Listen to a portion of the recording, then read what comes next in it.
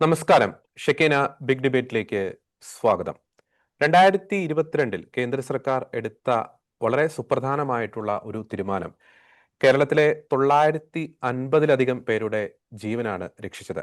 അത് മറ്റൊന്നുമല്ല, ഇന്നലെ വളരെ ഞെട്ടലുളവാക്കുന്ന ഒരു വാർത്ത മലയാളികൾ ശ്രവിക്കുകയുണ്ടായി. പോപ്പുലർ ഫ്രണ്ട് എന്ന കൊടും ഭീകര സംഘടന 2022 കേന്ദ്ര സർക്കാർ നിരോധിച്ച പോപ്പുലർ ഫ്രണ്ട് എന്ന് പറയുന്ന കൊടും ഭീകര സംഘടന അവരുടെ ആത്യന്തിക ലക്ഷ്യമായിട്ടുള്ള 2047 ഇന്ത്യയിലെ ജനാധിപത്യ വ്യവസ്ഥകൾ, അത്തരത്തിലുള്ള സംവിധാനങ്ങളൊക്കെ അട്ടിമറിച്ചുകൊണ്ട് ഒരു ഇസ്ലാമിക ഭരണം സ്ഥാപിക്കുക എന്ന ലക്ഷ്യത്തിന് തടസ്സമായി നിൽക്കുന്ന 950ഓളം പേരെ കൊന്നെടുക്കുവാനുള്ള ഒരു പദ്ധതി തയ്യാറാക്കിയിരിക്കുന്നു. ആ ലിസ്റ്റുകൾ, ആ പേരുകൾ, അവരുടെ ഹിറ്റ് ലിസ്റ്റിലുള്ള പേരുകളൊക്കെ പോപ്പുലർ ഫ്രണ്ട് പ്രവർത്തകരുടെ കയ്യിൽ നിന്നൊക്കെ NIA പിടിച്ചെടുത്തു എന്ന വളരെ ഞെട്ടൽ ഉളവാക്കുന്ന ഒരു വാർത്തയാണ് ഇന്നലെ പുറത്തു വന്നത്. നമുക്കറിയാം, 2006 PFI കേരളത്തിൽ ജന്മമെടുക്കുന്നത്. ഇന്നലത്തെ ആ ഒരു വാർത്തയ്ക്ക് അടിസ്ഥാനം എന്ന് പറയുന്നത് പാലക്കാട് RSS പ്രവർത്തകനായിട്ടുള്ള ശ്രീനിവാസൻ വധക്കേസ്. ആ വധക്കേസിലെ പ്രതികൾക്ക് ജാമ്യം നിഷേധിച്ചുകൊണ്ടുള്ള NIA സ്പെഷ്യൽ കോടതിയുടെ ആ ഒരു വിധിന്യായത്തിലാണ് പോപ്പുലർ ഫ്രണ്ടിനെ സംബന്ധിച്ചുള്ള NIA സമർപ്പിച്ച ആ ഞെട്ടിക്കുന്ന റിപ്പോർട്ടുള്ളത്. ആ റിപ്പോർട്ടിൽ കൃത്യമായി പറയുന്നുണ്ട്, പോപ്പുലർ ഫ്രണ്ട് എന്ന് പറയുന്ന ഭീകര സംഘടനയ്ക്ക് അന്താരാഷ്ട്ര ഭീകര സംഘടനകളുമായി, ഇസ്ലാമിക് സ്റ്റേറ്റ്, അൽഖ്വയ്ദ പോലുള്ള ഭീകര സംഘടനകളുമായി ബന്ധമുണ്ട്. കേരളത്തിൽ വളരെ ശക്തമായിട്ടുള്ള ഒരു പ്രവർത്തന മേഖലയാണ് കേരളം പോപ്പുലർ ഫ്രണ്ടിൻ്റെത്. ഒപ്പം തന്നെ ഇസ്ലാമായിട്ടുള്ള അല്ലെങ്കിൽ മുസ്ലിം മതവിശ്വാസികളായിട്ടുള്ള യുവജനങ്ങളെ റാഡിക്കലൈസ് ചെയ്യുന്നതിൽ, ഈ രാജ്യത്തിനെതിരെ തിരിക്കുന്നതിൽ വളരെ നിഗൂഢമായിട്ടുള്ള പദ്ധതികൾ അവർ തയ്യാറാക്കിയിരുന്നു എന്ന വളരെ ഞെട്ടലുളവാക്കുന്ന വസ്തുത. എങ്ങനെയാണ് ഈ 2006 മുതൽ 2022 വരെ ഈ കേരളത്തിൽ നിന്നുകൊണ്ട് രാജ്യത്തിനെതിരെ യുദ്ധം ചെയ്യാൻ തക്കവിധത്തിൽ പോപ്പുലർ ഫ്രണ്ട് വളർന്നത്? ഈ 950 പേരിൽ മാത്രമാണോ പോപ്പുലർ ഫ്രണ്ടിന്റെ ഹിറ്റ് ലിസ്റ്റ് ഒതുങ്ങുന്നത്? മാത്രമല്ല, അതിനു മുമ്പ് അവർ എത്ര പേരെ ഇത്തരത്തിൽ കൊന്നൊടുക്കിയിട്ടുണ്ട്? ഈ പോപ്പുലർ ഫ്രണ്ടുമായി ബന്ധപ്പെട്ടുള്ള ഈ ഒരു വിഷയം, ഒപ്പം തന്നെ ഈ പോപ്പുലർ ഫ്രണ്ടിനെ കേരളത്തിൽ ആരാണ് വളർത്തിയത്? ഒരു നിരോധനത്തിലൂടെ മാത്രം പോപ്പുലർ ഫ്രണ്ട് ഉയർത്തുന്ന ഭീഷണി എന്നേക്കുമായി കേരളത്തിൽ നിന്നും ഇല്ലായ്മ ചെയ്യാൻ സാധിക്കുമോ? ഈ വിഷയങ്ങളാണ് ഷെക്കേന ബിഗ് ഡിബേറ്റ് ഇന്ന് ചർച്ച ചെയ്യാൻ ആഗ്രഹിക്കുന്നത്. ഇന്നീ ചർച്ചയിൽ നമ്മോടൊപ്പം ചേരുന്നു സാമൂഹ്യ നിരീക്ഷകൻ അഡ്വക്കേറ്റ് ഫാദർ റോബിൻ പടിഞ്ഞാറേക്കുറ്റ്, ഒപ്പം തന്നെ കത്തോലിക്ക കോൺഗ്രസ് പ്രതിനിധി ഡോക്ടർ ജോസൂട്ടി ജെ ഒഴികയിൽ, മുതിർന്ന മാധ്യമ പ്രവർത്തകൻ ശ്രീ T ദേവപ്രസാദ്. 3 പേർക്കും ഈ ചർച്ചയിലേക്ക് സ്വാഗതം. ആദ്യം ഫാദർ അഡ്വക്കേറ്റ് റോബിൻ പടിഞ്ഞാറേക്കുറ്റി, നമുക്കറിയാം ഈ 2010 ജോസഫ് മാഷിന്റെ കൈവെട്ട് കേസ്, അത് അക്ഷരാർത്ഥത്തിൽ പറയുകയാണെങ്കിൽ ഇപ്പോൾ പുറത്തു വന്നിരിക്കുന്ന ഈ ഒരു വാർത്തയുടെയൊക്കെ ഒരു അടിസ്ഥാനത്തിൽ നോക്കുമ്പോൾ പോപ്പുലർ ഫ്രണ്ടിന്റെ ഒരു ടെസ്റ്റ് ഡോസ് എന്ന് നമുക്ക് വിശേഷിപ്പിക്കാൻ സാധിക്കുകയില്ലേ? ഒരുപക്ഷെ നമുക്കറിയാം, അങ്ങ് കോതമംഗലം, മൂവാറ്റുപുഴ ആ പ്രദേശത്ത് നിന്നാണ് വരുന്നത്. ആ മേഖലകളൊക്കെ പോപ്പുലർ ഫ്രണ്ടിന്റെ സ്ട്രോങ് ഹോൾഡാണ്. ഈ കൈവെട്ട് കേസ് നടന്നത് ആ ഒരു പ്രദേശത്ത് തന്നെയാണ്. അപ്പോൾ ജോസഫ് മാഷിന്റെ ആ കൈവെട്ട് കേസ് മുതൽ ഒരു ഭയപ്പെടുത്തി ഇതര മതസ്ഥരെ നിശബ്ദരാക്കാനുള്ള പ്രവണത പോപ്പുലർ ഫ്രണ്ട് നടത്തിക്കൊണ്ടിരുന്നു. അതിന്റെയൊക്കെ ഒരു പശ്ചാത്തലത്തിൽ ഇപ്പോൾ പുറത്തു വന്നിരിക്കുന്ന വാർത്ത എത്രത്തോളം ഗൗരവത്തോടെയാണ് ഇതര മതസ്ഥർ അതിനെ നോക്കി കാണേണ്ടത്? ഈ 950 പേരിൽ മാത്രം ഇവരുടെ ഒരു ഹിറ്റ് ലിസ്റ്റ് ഒതുങ്ങി എന്ന് നമുക്ക് പറയാൻ സാധിക്കുമോ? Father Robin പടിഞ്ഞാറേക്കുറ്റി. ജോർജ്, ഇന്നലെ എറണാകുളം കോടതിയിൽ സമർപ്പിക്കപ്പെട്ട SC 2/2023 എന്ന് പറയുന്ന ആ കേസിന്റെ ക്രിമിനൽ MB 229/2025 അതിന്റെ ആ ഓർഡറിൽ വളരെ ഞെട്ടിക്കുന്ന തരത്തിലുള്ള ചില പരാമർശങ്ങൾ അല്ലെങ്കിൽ ചില കണ്ടെത്തലുകൾ കോടതിയിൽ സമർപ്പിക്കപ്പെട്ടിട്ടുണ്ട്. ഒരർത്ഥത്തിൽ പറഞ്ഞു കഴിഞ്ഞാൽ അതൊരു ആശ്വാസം നൽകുന്നതാണെന്ന് വേണമെങ്കിൽ എനിക്ക് തോന്നുന്നു. കാരണം ഇതൊക്കെ വരുന്നത് കൊണ്ടാണ് ഇപ്പോഴെങ്കിലുമൊക്കെ കേരളത്തിലെ പ്രബുദ്ധ സമൂഹം ഇങ്ങനെയുള്ള ചില കാര്യങ്ങൾ നമ്മുടെ നാട്ടിൽ നടക്കുന്നുണ്ട് എന്നുള്ളത് അംഗീകരിക്കാനെങ്കിലും തയ്യാറാകുന്നത്. സാധാരണഗതിയിൽ ഇങ്ങനെയുള്ള വാർത്തകൾ പോലും മാധ്യമങ്ങൾ കൊടുക്കുകയില്ല. ഇങ്ങനെയുള്ള കാര്യങ്ങളെ രാഷ്ട്രീയ നേതാക്കന്മാര് അഡ്രസ്സ് ചെയ്യില്ല. ഇങ്ങനെയുള്ള കാര്യങ്ങൾ പൊതുവേദിയിൽ ചർച്ച ചെയ്യില്ല. അങ്ങനെ ഒരു സാഹചര്യം ഉണ്ടായി കഴിയുമ്പോൾ ഇവിടെ തീവ്രവാദത്തിന് വല്ലാത്ത വളക്കൂറുണ്ടാകുന്ന ഒരു മണ്ണായിട്ട് കേരളം മാറി. നമ്മുടെ തന്നെ ഒരു വലിയ ആത്മവിശ്വാസം, അതായത് കേരളത്തിൽ ഇങ്ങനെയുള്ള കാര്യങ്ങളൊന്നും ബാധിക്കുകയില്ല, അതൊക്കെ അങ്ങ് കാശ്മീരിലോ അല്ലെങ്കിൽ അങ്ങ് ആസാമിലോ എങ്ങാണ്ടൊക്കെ നടക്കുന്ന കാര്യങ്ങളാണ്, കേരളത്തിലേക്ക് ഈ പറയുന്ന കാര്യങ്ങളൊന്നും വരികയില്ല, ഇത് ദൈവത്തിന്റെ സ്വന്തം നാടാ, ഇങ്ങനെയൊക്കെയുള്ള ചില തെറ്റായ വിശ്വാസങ്ങള് നമ്മളെ നയിച്ചുകൊണ്ടിരുന്നു. അതുകൊണ്ടാണ് നമ്മളുടെ ഇന്റലിജൻസ് റിപ്പോർട്ട് സംവിധാനങ്ങൾക്കൊന്നും ഈ മൂവാറ്റുപുഴയിൽ സംഭവിച്ച കൈവെട്ട് കേസ് തിരിച്ചറിയാനായിട്ട്, അത് നേരത്തെ ഇങ്ങനെ ഒരു കാര്യം നടക്കുന്നുണ്ടെന്ന് പോലും അറിയാൻ കഴിയാതെ പോലും പോയത് അതുകൊണ്ടാണ്. തീർച്ചയായിട്ടും നമ്മുടെ നാട്ടില് ഇങ്ങനെയുള്ള കാര്യങ്ങൾ വളർത്തിക്കൊണ്ടുവരാനുള്ള അല്ലെങ്കിൽ വളർത്തിക്കൊണ്ട് വന്നത് നമ്മുടെ ഒരു തെറ്റായ ഒരു ആത്മവിശ്വാസം. അതായത് നമ്മുടെ നാട്ടില് ഇങ്ങനൊന്നും കാര്യങ്ങൾ നടക്കുകയില്ല എന്നുള്ള ഒരു തെറ്റായ വിശ്വാസം നമുക്കുണ്ടായിരുന്നു. നമ്മുടെ കൈവെട്ട് കേസോട് കൂടെ അതൊക്കെ തെറ്റാണെന്നൊരു ബോധ്യം നമുക്ക് ഉണ്ടായി. എങ്കിലും അതിനെ ന്യായീകരിക്കാൻ ആൾക്കാരുണ്ടായിരുന്നു. പക്ഷെ ഇന്നലെ കോടതിയില് സർക്കാരിന്റെ ഔദ്യോഗികമായ ഏജൻസി കൊടുത്ത ആ റിപ്പോർട്ടില് ഇത്രയധികം ആളുകളുടെ ലിസ്റ്റ്, അത് നിസ്സാരക്കാരായ ആളുകളല്ല, ചില രാഷ്ട്രീയ നേതാക്കന്മാരുണ്ട്, ജുഡീഷ്യറി സംവിധാനത്തിൽ നിന്നുള്ള ആളുകളുണ്ട്, പോലീസ് അധികാരികളുണ്ട്, അതുപോലെ പൊതുരംഗത്ത് നിൽക്കുന്ന ആളുകളുണ്ട്. ഇങ്ങനെ ഏതാണ്ട് 975ഓളം ആളുകളുടെ പേരുകൾ ഉൾപ്പെടെയുള്ളത് ഇങ്ങനെ സമർപ്പിക്കപ്പെട്ട് കഴിയുമ്പോൾ കേരളത്തിന്റെ സമൂഹത്തിന്, കേരളത്തിന്റെ അവസ്ഥ എന്താണ് എന്നുള്ള ഒരു കണ്ണു തുറപ്പിക്കുന്ന ഒരു അവസ്ഥയിലേക്ക് നമ്മൾ എത്തിക്കഴിഞ്ഞു എന്നുള്ളത് ഒരു ആശ്വാസകരമായിട്ട് കാര്യമായിട്ട് തന്നെയാണ് കാണുക. കാരണം ഒരു രോഗം ഉണ്ടായി കഴിഞ്ഞാൽ ആ രോഗമുണ്ടെന്ന് അംഗീകരിക്കുകയും അത് കണ്ടെത്തുകയും ഇനി ചികിത്സിക്കുകയും ചെയ്താൽ പരിഹാരം ഉണ്ടാവും. ഇപ്പൊ എന്താണെങ്കിലും ഇപ്പോ കേരളത്തിന് സംശയലേശം എന്നെ മലയാളി അംഗീകരിച്ചു, ഇങ്ങനെ ഒരു സംവിധാനം ഇവിടെ നിൽക്കുന്നു, തീവ്രവാദത്തിന്റെ ഏറ്റവും വളക്കൂറുള്ള മണ്ണായിട്ട് നമ്മുടെ ഇത് മാറുന്നു. അതുതന്നെ മധ്യ കേരളത്തിലെ തന്നെ പല പ്രധാനപ്പെട്ട നഗരങ്ങളും ഈ തീവ്രവാദ പ്രസ്ഥാനങ്ങളുടെ കൈകളിലായി കഴിഞ്ഞു എന്നൊക്കെയുള്ള ഒരു തിരിച്ചറിവ് നമുക്കുണ്ടാവുന്നു. മൂവാറ്റുപുഴയിലെ കൈവെട്ട് കേസ് അതിന്റെ ഒരു ടെസ്റ്റ് ഡോസ് ആയിരുന്നു. ശരിക്കും പറഞ്ഞു കഴിഞ്ഞാല് ഈ കൈവെട്ട് കേസിന് ശേഷം, അതിനുശേഷമല്ലേ നമ്മുടെ ഈ PFI പോലെയുള്ള സംവിധാനങ്ങൾ നമ്മുടെ സമൂഹത്തിൽ തഴച്ചു വളർന്നത്. അതിനു മുമ്പ് ഒളിച്ചും പാത്തും ഒക്കെ നടന്നുകൊണ്ടിരുന്ന കാര്യങ്ങള് ഈ കൈവെട്ട് കേസ് നടന്നു, വലിയ വിവാദങ്ങൾ ഉണ്ടായി, വലിയ പ്രശ്നങ്ങൾ ഉണ്ടായി, പല പല കാര്യങ്ങളുണ്ടായി. അതിനുശേഷം ഇങ്ങനെയുള്ള പ്രസ്ഥാനങ്ങൾ പരസ്യമായിട്ട് മെമ്പർഷിപ്പ് വിതരണവും അതുപോലെ അവരുടെ പരിശീലനങ്ങളും അവരുടേതായ റാലികളും ഒക്കെ നടത്തുന്ന ഒരു അവസ്ഥയിലേക്ക് വന്നു. അതിന്റെ ഒരു തീവ്രതയും അതിന്റെ ഏറ്റവും വലിയ തീവ്രമായിട്ടുള്ള ചില അനുഭവങ്ങൾ നമ്മൾ കണ്ടു. ആലപ്പുഴയിലത്തെ കൊച്ചിന്റെ മുദ്രാവാക്യം അരിയും മലരും വേണ്ടി ഞാൻ ആവർത്തിക്കുന്നില്ല. അപ്പൊ അങ്ങനെയൊക്കെയുള്ള കാര്യങ്ങളിലേക്ക് വരെ എത്തപ്പെടാൻ പറ്റുന്ന രീതിയിലേക്കുള്ള ഒരു പ്രത്യേക തരത്തിലേക്ക്, ഒരു പ്രത്യേകമായ ധൈര്യം, എന്തുവാകാം എന്നുള്ള ഒരു ധൈര്യം, നമ്മുടെ നിയമ സംവിധാനങ്ങളെ വെല്ലുവിളിക്കാൻ കഴിയുമെന്നുള്ള ഒരു ധൈര്യം, നിയമ സംവിധാനങ്ങളെ വേണമെങ്കിൽ ഭീഷണിപ്പെടുത്തി നമുക്ക് നമ്മുടെ വഴിക്ക് കൊണ്ടുവരാൻ പറ്റുമെന്നുള്ള ധൈര്യം, ഇങ്ങനെയൊക്കെയുള്ള കാര്യങ്ങൾ തന്നെയല്ല സംഭവിച്ചാൽ കൂടിപ്പോയി കഴിഞ്ഞാൽ 10 വർഷം അല്ലെ 12 വർഷം അകത്ത് കിടക്കേണ്ടി വരും, ഇവിടെ ഒന്നും സംഭവിക്കാൻ പോകുന്നില്ല എന്നൊക്കെയുള്ള ഒരു ധൈര്യം ഇത്തരം തീവ്രവാദ പ്രസ്ഥാനങ്ങൾക്ക് ഉണ്ടാവുകയും എതിർക്കുന്ന ആളുകളെ ഇല്ലായ്മ ചെയ്യാനുള്ള കൃത്യമായ ഒരു ടാർഗറ്റ് ഉണ്ടാവുകയും ആ രീതിയിലുള്ള ഒരു ലിസ്റ്റ് തയ്യാറാക്കി കാര്യങ്ങൾ ഓപ്പറേറ്റ് ചെയ്യാനുള്ള തലങ്ങളിലേക്ക് വളരുകയും ചെയ്യാൻ തക്ക രീതിയിൽ ഈ അന്ധകാരത്തിന്റെ ശക്തികൾ വളർന്നു എന്നുള്ളത് നമ്മൾ തിരിച്ചറിയുക. അതാണ് നമുക്ക് ഈ ഘട്ടത്തിൽ ആദ്യം പറയാനുള്ളത്.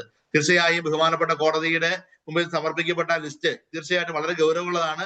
കോടതി ജാമ്യം നിഷേധിച്ചു എന്നതുകൊണ്ട് മാത്രമായില്ല, അല്ലെങ്കിൽ സംഘടന നിരോധിച്ചുകൊണ്ട് മാത്രമായില്ല, അല്പം കൂടി ക്രിയാത്മകമായ രീതിയിൽ ഇത്തരം കാര്യങ്ങളെ ചികിത്സിക്കാനുള്ള സംവിധാനങ്ങൾ നമുക്കുണ്ടായി പറ്റുള്ളൂ.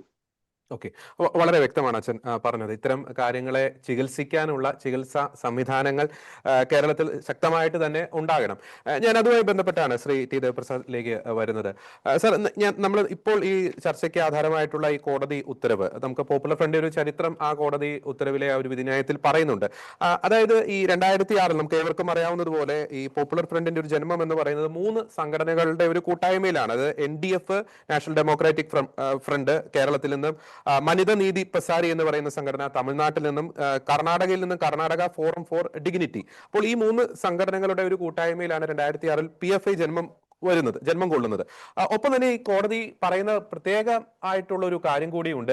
ഈ പോപ്പുലർ ഫ്രണ്ടിന്റെ പ്രവർത്തകരെല്ലാം തന്നെ മുമ്പ് സർക്കാർ നിരോധിച്ച 2001 നിരോധിച്ച സിമിയുടെ പ്രവർത്തകരായിരുന്നു എന്ന വളരെ പ്രധാനപ്പെട്ട ഒരു വസ്തുത കോടതി ചൂണ്ടിക്കാണിക്കുന്നുണ്ട്. അപ്പൊ എന്റെ ഒരു ചോദ്യം ഇതാണ്, സിമി നിരോധിക്കപ്പെട്ടു, പിന്നീട് NDF, അതിനുശേഷം പോപ്പുലർ ഫ്രണ്ടും നിരോധിച്ചു. ഇനി മറ്റൊരു രൂപത്തിൽ ഈ പോപ്പുലർ ഫ്രണ്ട് ഉയർത്തുന്ന ഒരു ആശയം കേരളത്തിൽ ഉയർന്നു വരാനുള്ള എല്ലാ സാധ്യതയുമില്ലേ? ഒരു നിരോധനത്തിലൂടെ മാത്രം നിലവിൽ കേരളത്തിൽ വളരെയധികം നമ്മൾ വിചാരിക്കുന്നതിനേക്കാൾ അപ്പുറം ആഴത്തിൽ വേരിറങ്ങി കഴിഞ്ഞിരിക്കുന്ന ഒരു തീവ്രവാദ ആശയത്തെ, ഇസ്ലാമിക തീവ്രവാദ ആശയത്തെ നമുക്ക് തുടച്ചു മാറ്റുവാൻ സാധിക്കുമോ? എന്തൊക്കെയാണ് എന്നേക്കുമായി ഇസ്ലാമിക തീവ്രവാദത്തെ കേരളത്തിൽ ഇല്ലായ്മ ചെയ്യുവാൻ സ്വീകരിക്കേണ്ട മുൻകരുതലുകൾ? ഇന്ത്യ ഒരു ജനാധിപത്യ രാഷ്ട്രമാണ്. നമ്മുടെ ഭരണഘടനയുടെ 20 മുതൽ 25 വരെയുള്ള വകുപ്പുകൾ അനുസരിച്ച് ഏത് മതത്തിൽ വിശ്വസിക്കാനും ആ മതം പ്രചരിപ്പിക്കാനും ഉള്ള അവകാശം നമുക്കുണ്ട്. ആ അവകാശങ്ങളെല്ലാം ഉപയോഗിച്ചുകൊണ്ട് അല്ലെങ്കിൽ ദുരുപയോഗിച്ചുകൊണ്ട് ഇവിടെ ഒരു മതരാഷ്ട്രം പോപ്പുലർ ഫ്രണ്ട് പോലെയുള്ള മുസ്ലിം തീവ്രവാദ സംഘടനകൾ ശ്രമിക്കുന്നത്. അപ്പോൾ സ്വാഭാവികമായി ഇത്തരം തീവ്രവാദ സംഘടനകളെ കുറിച്ചുള്ള ഏത് ചർച്ചകളിലും ഉയരുന്നവരും ജനവിഭാഗങ്ങൾ ഇതിനൊന്നും യോജിപ്പല്ല, അവർ സമാധാനപ്രിയരാണ്, അത് സത്യവുമാണ്. പക്ഷെ ലോകത്തുള്ള മുസ്ലിം തീവ്രവാദം നടക്കുന്ന ഏത് രാഷ്ട്രം എടുത്ത് നോക്കിയാലും അവിടെയൊക്കെ പബ്ലിക് മെജോറിറ്റി, അതായത് ഭൂരിപക്ഷവും തീവ്രവാദികളല്ല, പക്ഷെ ഭരണം തീവ്രവാദികളിലായിരിക്കും. കാര്യങ്ങൾ എങ്ങനെ നടക്കണം അവർ തീരുമാനിക്കും, ശരീഅത്ത് നിയമം കാര്യങ്ങൾ നടത്തുകയും ചെയ്യും. അത്തരത്തിലുള്ള ഒരു സംവിധാനം ഇന്ത്യയിലും കൊണ്ടുവരാനാണ് പോപ്പുലർ ഫ്രണ്ട് പോലെയുള്ള തീവ്രവാദ സംഘടനകൾ ശ്രമിക്കുന്നത്. ഈ പോപ്പുലർ ഫ്രണ്ട് നിരോധിക്കപ്പെട്ടു, സിമി നിരോധിക്കപ്പെട്ടു എന്നുള്ളത് കൊണ്ട് ജോർജി ചൂണ്ടിക്കാണിച്ചതുപോലെ ഇവരാരും പ്രവർത്തനം നിർത്തിയിട്ടില്ല. ഇന്നിപ്പം SDPI എന്ന് പറയുന്ന ഒരു സംഘടനയുണ്ട്. ഇപ്പൊ ഇന്ന് തന്നെ ചാനലുകളിലൊക്കെ വന്നുകൊണ്ടിരിക്കുന്ന ഒരു വാർത്തയുണ്ട്. ഒരു SDPI പ്രവർത്തകൻ, പിന്നെ പണ്ട് അദ്ദേഹം പോപ്പുലർ ഫ്രണ്ടിന്റെ പ്രവർത്തകനായിരുന്നു. അദ്ദേഹം പത്തനംതിട്ടയിലെ MPയെ ചെന്ന് കാണുക, അദ്ദേഹത്തിന് മധുരം, ഏതോ പരിപാടിക്ക് വിളിക്കാൻ ചെന്നതാണ്, അദ്ദേഹത്തിന് മധുരം കൊടുക്കുകയൊക്കെ ചെയ്തു. ആരും ചെയ്യുന്നില്ലെന്ന് MP പറഞ്ഞിട്ടില്ല. അദ്ദേഹം പറഞ്ഞു വന്നു, MPയുടെ ഓഫീസിൽ ആർക്ക് വേണേലും വരാം. അവർ വന്നു, ഞാൻ അവരെ സ്വീകരിച്ചു, വർത്തമാനം പറഞ്ഞു എന്നുള്ളതിനപ്പുറം ഒന്നുമില്ല എന്ന് പറഞ്ഞു. അപ്പൊ അങ്ങനെ അവരുടെ കൃത്യമായ ലക്ഷ്യത്തോടെ കാര്യങ്ങൾ നടത്തുന്നുണ്ട് എന്നുള്ള ഒരു യാഥാർത്ഥ്യമാണ്. പിന്നെ ലീക്ക് ചെയ്ത് വന്നതാണ്. ഇവിടെ ഇങ്ങനെ ഈ 2022 ആ ശ്രീനിവാസന്റെ വധം നടക്കുന്നത്. ആ ഇടയ്ക്ക് തന്നെ ഈ പ്രവർത്തകരെ പിടിച്ച കാലത്ത് തന്നെ കോടതിയിൽ NIA ഇതിനുള്ള സൂചന കൊടുത്തിരുന്നു, ഇങ്ങനെയുള്ള ചില വിവരങ്ങൾ ഞങ്ങൾ കിട്ടിയിട്ടുണ്ടെന്ന്. ഇന്നലെ അവർ കൃത്യമായ ഒരു റിപ്പോർട്ടാണ് കോടതി കൊടുത്തിരിക്കുന്നത്. ഈ ആരെയൊക്കെയാണ് ഉദ്ദേശിച്ചിരിക്കുന്നത്, അവരുടെ പിന്നെ പ്രായം എന്താണ്, അവരുടെ വിലാസം എന്താണ്, അവരുടെ റൊട്ടീൻ, ദിവസവും അവരെങ്ങനെ എന്തൊക്കെ ചെയ്യുന്നു, ഇങ്ങനെയൊക്കെ അവർക്കൊരു റിപ്പോർട്ടേഴ്സ് വിങ് ഉണ്ടെന്നാണ് അതിനകത്ത് പറഞ്ഞിരിക്കുന്നത്. ഞാൻ വായിച്ചു മനസ്സിലാക്കി. ഈ റിപ്പോർട്ടേഴ്സ് വിങ് ഇങ്ങനെയുള്ള കാര്യങ്ങളെല്ലാം കളക്ട് ചെയ്ത് അയച്ചു കൊടുത്തിരിക്കുന്നു. അപ്പം അത് പിന്നെ അങ്ങനെയുള്ള ഇതിനു വേണ്ടി നിയോഗിക്കപ്പെടുന്നവർക്ക് ആലുവായിലെ പിന്നെ പെരിയാർ വാലി എന്ന അവിടെ കേന്ദ്രത്തിൽ പരിശീലനം കൊടുക്കുന്നു. ഇതൊക്കെയാണ് ഇന്നലെ NIA അറിയിച്ചിരിക്കുന്നത്. എന്നെ ഇതിനകത്ത് അമ്പരപ്പിക്കുന്ന, അല്ലെ ഭയപ്പെടുത്തുന്ന ഒരു യാഥാർത്ഥ്യം, എന്തുകൊണ്ട് കേരളത്തിലെ ഇന്റലിജൻസ് വിഭാഗം ഇതൊന്നും അറിയുന്നില്ല എന്നുള്ളതാണ്. കേരളത്തിലെ ഇന്റലിജൻസ് വിഭാഗം ഇതൊന്നും അറിയാത്തത് മലയാളികളെ ഭയപ്പെടുത്തുന്ന ഒരു സംഭവമാണ്. അറിയാത്തതും കരുതുന്നത് ഈ ഇടത് വലത് മുന്നണികൾ ഒന്നുപോലെ നടത്തുന്ന മുസ്ലിം പ്രകടനമാണ്. ഇവരെ ബഹുസമൂഹത്തിന്റെ അല്ലെങ്കിലും ഇവർക്കെതിരെ നടപടിയെടുക്കാൻ ഞാൻ ഒരു സംഭവം പറയാം. 2001 അന്നത്തെ DGP ആയിരുന്ന ലോക്നാഥ് ബെഹ്റ ജിഹാദി സംബന്ധിച്ചുള്ള ഒരു പുസ്തകം നിരോധിക്കണമെന്ന് ഗവൺമെന്റിനോട് ആവശ്യപ്പെട്ടു. അദ്ദേഹത്തെ തുടർന്ന് വന്ന അനിൽകാന്ത് എന്ന് പറയുന്ന DGP ആവശ്യപ്പെട്ടു. അതിനു മുമ്പ് പോലീസിനെ നയിച്ചിരുന്ന സെൻകുമാർ ആവശ്യപ്പെട്ടു. പക്ഷേ ഗവൺമെന്റ് ഒരു അന്വേഷണ കമ്മീഷനെ നിയമിച്ചു. പിന്നീട് എന്ത് സംഭവിച്ചു എന്ന് ആർക്കും അറിയില്ല. നിരോധനം വന്നതായി ആർക്കും അറിയത്തില്ല. അപ്പൊ ഇത്തരത്തിലുള്ള ഒരു സമീപനമാണ്. ഒന്നും നടക്കുന്നില്ല എന്നുള്ള ഒരു അറിവില്ലായ്മ കൊണ്ടല്ല, പലതും നടക്കുന്നുണ്ട്, നടന്നോട്ടെ, ഞങ്ങൾക്ക് അധികാരം പിടിക്കാൻ നല്ലത് ഇതിന്റെ കൂടെയൊക്കെ, അല്ലെങ്കിൽ ഇത് കണ്ടില്ലെന്ന് അടിക്കുന്നതാണ്, അല്ലെങ്കിൽ ഇവർക്ക് സംരക്ഷണം നൽകുന്നതാണ് എന്നുള്ള ഒരു ചിന്ത ഈ രാഷ്ട്രീയക്കാർക്കിടയിൽ പ്രബലമാണ്. പിന്നെ ഇവിടെ 2 മുന്നണികളായി തിരിഞ്ഞിരിക്കുന്ന ഇടതു വലത് മുന്നണികളിലെ പല നേതാക്കന്മാരിലും ഒരുപോലെയുണ്ട്. അവരെ പല രീതിയിൽ സ്വാധീനിക്കാൻ ഇവർ ശ്രമിക്കുന്നതിനെ കുറിച്ചൊക്കെ ബിരിയാണി ചെമ്പിന്റെ കഥയും സ്വർണ്ണ കള്ളക്കടത്തിന്റെ കഥയും ഒന്നും തെളിയിക്കപ്പെട്ടിട്ടില്ല, എങ്കിലും വിശ്വസിക്കത്തക്ക രീതിയിൽ കേരളത്തിൽ പ്രചരിച്ചിട്ടുണ്ട്. അപ്പൊ ഇതൊക്കെ നമ്മളെ നേതൃത്വം ഇതിനൊക്കെ പിന്തുണ കൊടുക്കുക. പിന്നെ ഈ 977 പേര്, അത് പല പത്രങ്ങളിൽ വന്നിരിക്കുന്ന കണക്ക് വെച്ച് നോക്കി 1000-നപ്പുറം കടന്നു പോകുന്നുണ്ട്. അതായത് ഒരു സാദിഖ് അലിയുടെ ടൈംസ് ഓഫ് ഇന്ത്യ വന്നിരിക്കുന്ന കണക്കനുസരിച്ച് 177 പേരുടെ ലിസ്റ്റ്, പിന്നെ മലയാള പത്രങ്ങളിലൊന്നും കണ്ടില്ല. അപ്പൊ 500 പേരുടെ പിന്നെ അബുവിന്റെ പിന്നെ ലാപ്ടോപ്പിൽ നിന്ന് കിട്ടിയ പെൻഡ്രൈവ് എന്ന് കിട്ടിയ ആ കണക്കുകളൊക്കെ വെച്ച് വരുമ്പോൾ, അപ്പം ഇത് ഇത്രയും പേരൊന്നും ആയിരിക്കണമെന്നില്ല. ഒരുപക്ഷെ എത്ര പേരുടെ ലിസ്റ്റ് ഉണ്ടെന്ന് നമുക്കറിയത്തില്ല. നമ്മൾ ശ്രദ്ധിക്കേണ്ട, അല്ലെങ്കിൽ ഇതിനകത്ത് വളരെ എന്നെ ഭയപ്പെടുത്തുന്ന മറ്റൊരു കാര്യം, ഒരു ജില്ലാ ജഡ്ജിയുടെ പേരുണ്ട്. എന്തിനാണ്? ജുഡീഷ്യറിയെ സ്വാധീനിക്കാനാണ്. ഒരു ജഡ്ജിയെ പേടിപ്പിച്ചു കഴിഞ്ഞാൽ, അദ്ദേഹത്തെ ആക്രമിച്ചു കഴിഞ്ഞാൽ, മറ്റൊന്നും ഭയം വളർത്താനാണ്. അദ്ദേഹത്തെ ആക്രമിച്ചു കഴിഞ്ഞാൽ, അദ്ദേഹം ഇവർക്ക് വേണ്ടി വല്ലതും ചെയ്തതാണെന്ന് ചിലപ്പം ഇവരുടെ കേസും എല്ലാം പ്രതികൂലമായിട്ട് വിധിച്ച ആളായിരിക്കും. അദ്ദേഹത്തെ ഉപദ്രവിച്ചു കഴിഞ്ഞാൽ പിന്നീട് ജഡ്ജിമാരെല്ലാം ഭയപ്പെടും. ജീവിക്കാൻ വേണ്ടിയാണല്ലോ എല്ലാവരും ചെയ്യുന്നത്. ഇങ്ങനെ സമൂഹത്തെ ഭയം വിതച്ചാണ്. ഇതാണ് ഇസ്ലാമോഫോബിയ എന്നൊക്കെ എല്ലാവരും പറയുന്നത്. ഇതൊക്കെയാണ് ഇങ്ങനെ ഭയം ഇത് എല്ലാവരും ചെയ്യുന്നുണ്ടോ എന്ന് ചോദിച്ചാൽ ഇല്ല. പക്ഷെ കുറെ പേര് ചെയ്തു കഴിയുമ്പോൾ ഭയം സമൂഹത്തിൽ പടരും. ഇങ്ങനെയാണ് ലോകത്തുള്ള എല്ലാ രാഷ്ട്രങ്ങളിലും തീവ്രവാദ പ്രസ്ഥാനങ്ങൾ ഇവരുടെ മുസ്ലിം തീവ്രവാദം ശക്തമാകും. നമ്മൾ വായിച്ചല്ലേ 2018 ലിബിയയിലെ ആ സിത്തേര എന്ന് പറയുന്ന ഗ്രാമത്തിൽ 21 കോപ്റ്റിക് ക്രൈസ്തവർ നിർത്തി വെട്ടി. എന്നിട്ട് അതിന്റെ വീഡിയോ എടുത്ത് ലോകം മുഴുവൻ അത് പ്രചരിപ്പിച്ചു. എന്തിനാ? ഭയപ്പെടുത്തി ആൾക്കാരെ അവരുടെ കൂടെ നിർത്തുക, അല്ലെങ്കിൽ അവർക്ക് അനുകൂലമായിട്ട് നിർത്തുക എന്നുള്ളതാണ്.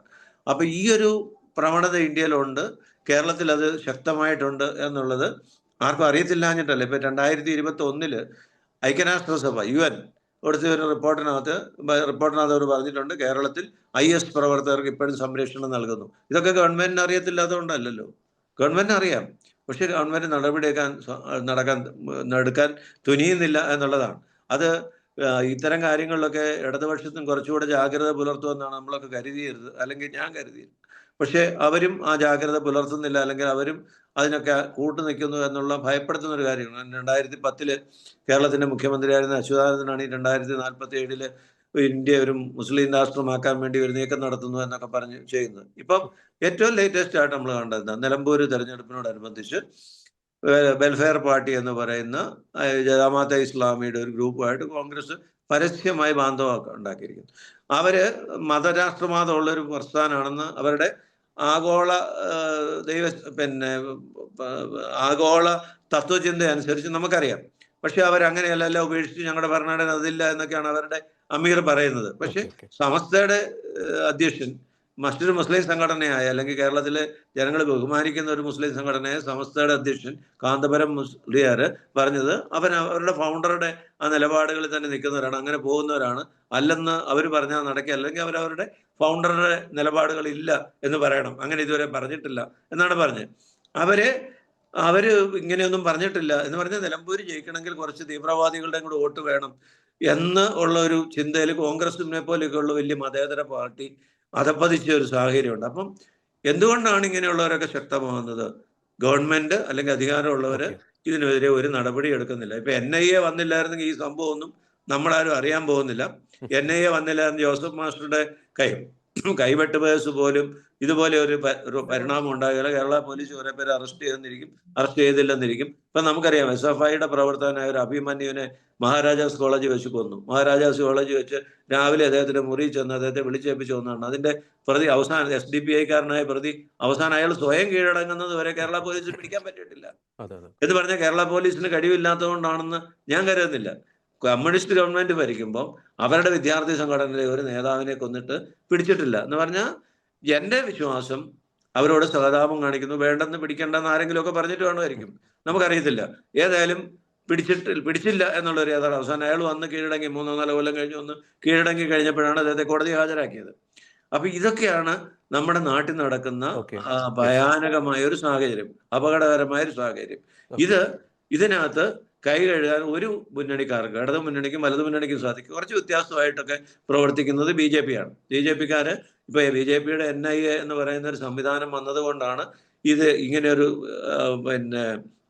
നിരോധനം ഉണ്ടായതും ഇവരുടെ ഈ പെരിയാർ വാലി അടക്കമുള്ളത് കണ്ടു കെട്ടിയതും ഒക്കെ. കേരള പോലീസ് ഇതൊന്നും അറിയുന്നില്ല. എത്ര നല്ലത് സമാധാനമായിട്ട് ഇവിടെ ആന്റി ടെററിസ്റ്റ് സ്ക്വാഡൊക്കെ ഉണ്ട്, ATS എന്ന് പറഞ്ഞൊരു സ്ക്വാഡിനെയൊക്കെ ഗവൺമെന്റ് ഉണ്ടാക്കിയിട്ടുണ്ട്. അവരൊന്നും ഒരു നടപടി എടുക്കുന്നില്ല, അവരൊന്നും അന്വേഷിക്കുന്നില്ല. അതാണ് നമ്മുടെ നാടിന്റെ ഏറ്റവും വലിയ ഭീകരത. ഇതിപ്പം ദേശീയ ഡൽഹിയിൽ നിന്ന് ഒരു കൂട്ടർ വന്ന് പിടിച്ചുകൊണ്ട് പോകുന്നത് നമുക്കറിയാമല്ലോ. ഇന്ത്യയിൽ എവിടെ ഭീകരപ്രവർത്തനം നടന്നാലും ബോംബാക്രമണം നടന്നാലും NIA അന്വേഷിച്ചു വരുന്നത് കേരളത്തിലാണ്. ഇവിടെ വളരെ സ്വസ്ഥമായിട്ട് അവർക്ക് ജീവിക്കാൻ സാധിക്കുന്ന ഒരു അന്തരീക്ഷം ഉണ്ടായിരിക്കുന്നു. ഇവിടെ ഇനി അങ്ങനെ അതിനെക്കുറിച്ച് എന്തെങ്കിലും ഉണ്ടെങ്കിൽ അതിനെതിരെ എന്തെങ്കിലും പറയുന്നവരെ കൂടെ നിശബ്ദരാക്കാൻ ഇത്തരം ഇപ്പൊ അവരെ കൊല്ലണമെന്നൊന്നുമില്ല. ഇങ്ങനെ പറയുന്ന ആരെങ്കിലും ഒരാളെ കൊന്നു കഴിഞ്ഞാൽ അപ്പൊ ബാക്കിയുള്ളവർക്കൊക്കെ പേടിയാവും, പറയാൻ സംസാരിക്കാൻ ഭയമാവും. അപ്പൊ അതുകൊണ്ട് ഭയം വളർത്താനുള്ള ഒരു നീക്കമാണ് ഇത് ചെയ്തത്. ഇപ്പൊ ഈ വാർത്ത പുറത്തു വിട്ടത് തന്നെ ആ രീതിയിലൊരു അതിനൊരു നെഗറ്റീവ് ഇതുണ്ട്. കാരണം ഇങ്ങനെ ഒരു പരിപാടി ഇവര് ആസൂത്രണം ചെയ്തിട്ടുണ്ട്. ആസൂത്രണം ചെയ്ത് അതിന്റെ കുറെ പേര് നിരോധിക്കപ്പെട്ട് ജയിലിലുണ്ടെങ്കിലും അതിന്റെ പ്രധാന പ്രവർത്തകരെല്ലാം ഈ ലോകത്ത് തന്നെയുണ്ട്. അവർക്ക് ഈ പദ്ധതിയുണ്ട്, ആ പദ്ധതിക്കുള്ള പ്രവർത്തനങ്ങൾ അവർ നടത്തുന്നുമുണ്ട്. അതുകൊണ്ട് ഉണരേണ്ടത് കേരളത്തിലെ ഗവൺമെന്റാണ്. കേന്ദ്ര ഗവൺമെന്റ് എന്തുമാത്രം ജാഗ്രത പുലർത്താൻ സാധിക്കും? കേരളത്തിലെ ഗവൺമെന്റ് അത് ആര് ഭരിച്ചാലും ഇത്തരത്തിലുള്ള തീവ്രവാദ പ്രസ്ഥാനങ്ങൾ. അല്ലെങ്കിൽ എന്തെങ്കിലും ഒരു സംഭവം ഉണ്ടായിക്കഴിഞ്ഞാൽ ഒറ്റപ്പെട്ട സംഭവം എന്നൊക്കെ പറയും. ഇപ്പം ആദ്യത്തെ അച്ഛൻ ചൂണ്ടിക്കാണിച്ചത്, പടിഞ്ഞാറക്കുറ്റൻ ചൂണ്ടിക്കാണിച്ചതുപോലെ ആലപ്പുഴയിൽ നടന്നത് നമ്മൾ കണ്ടതാണ്.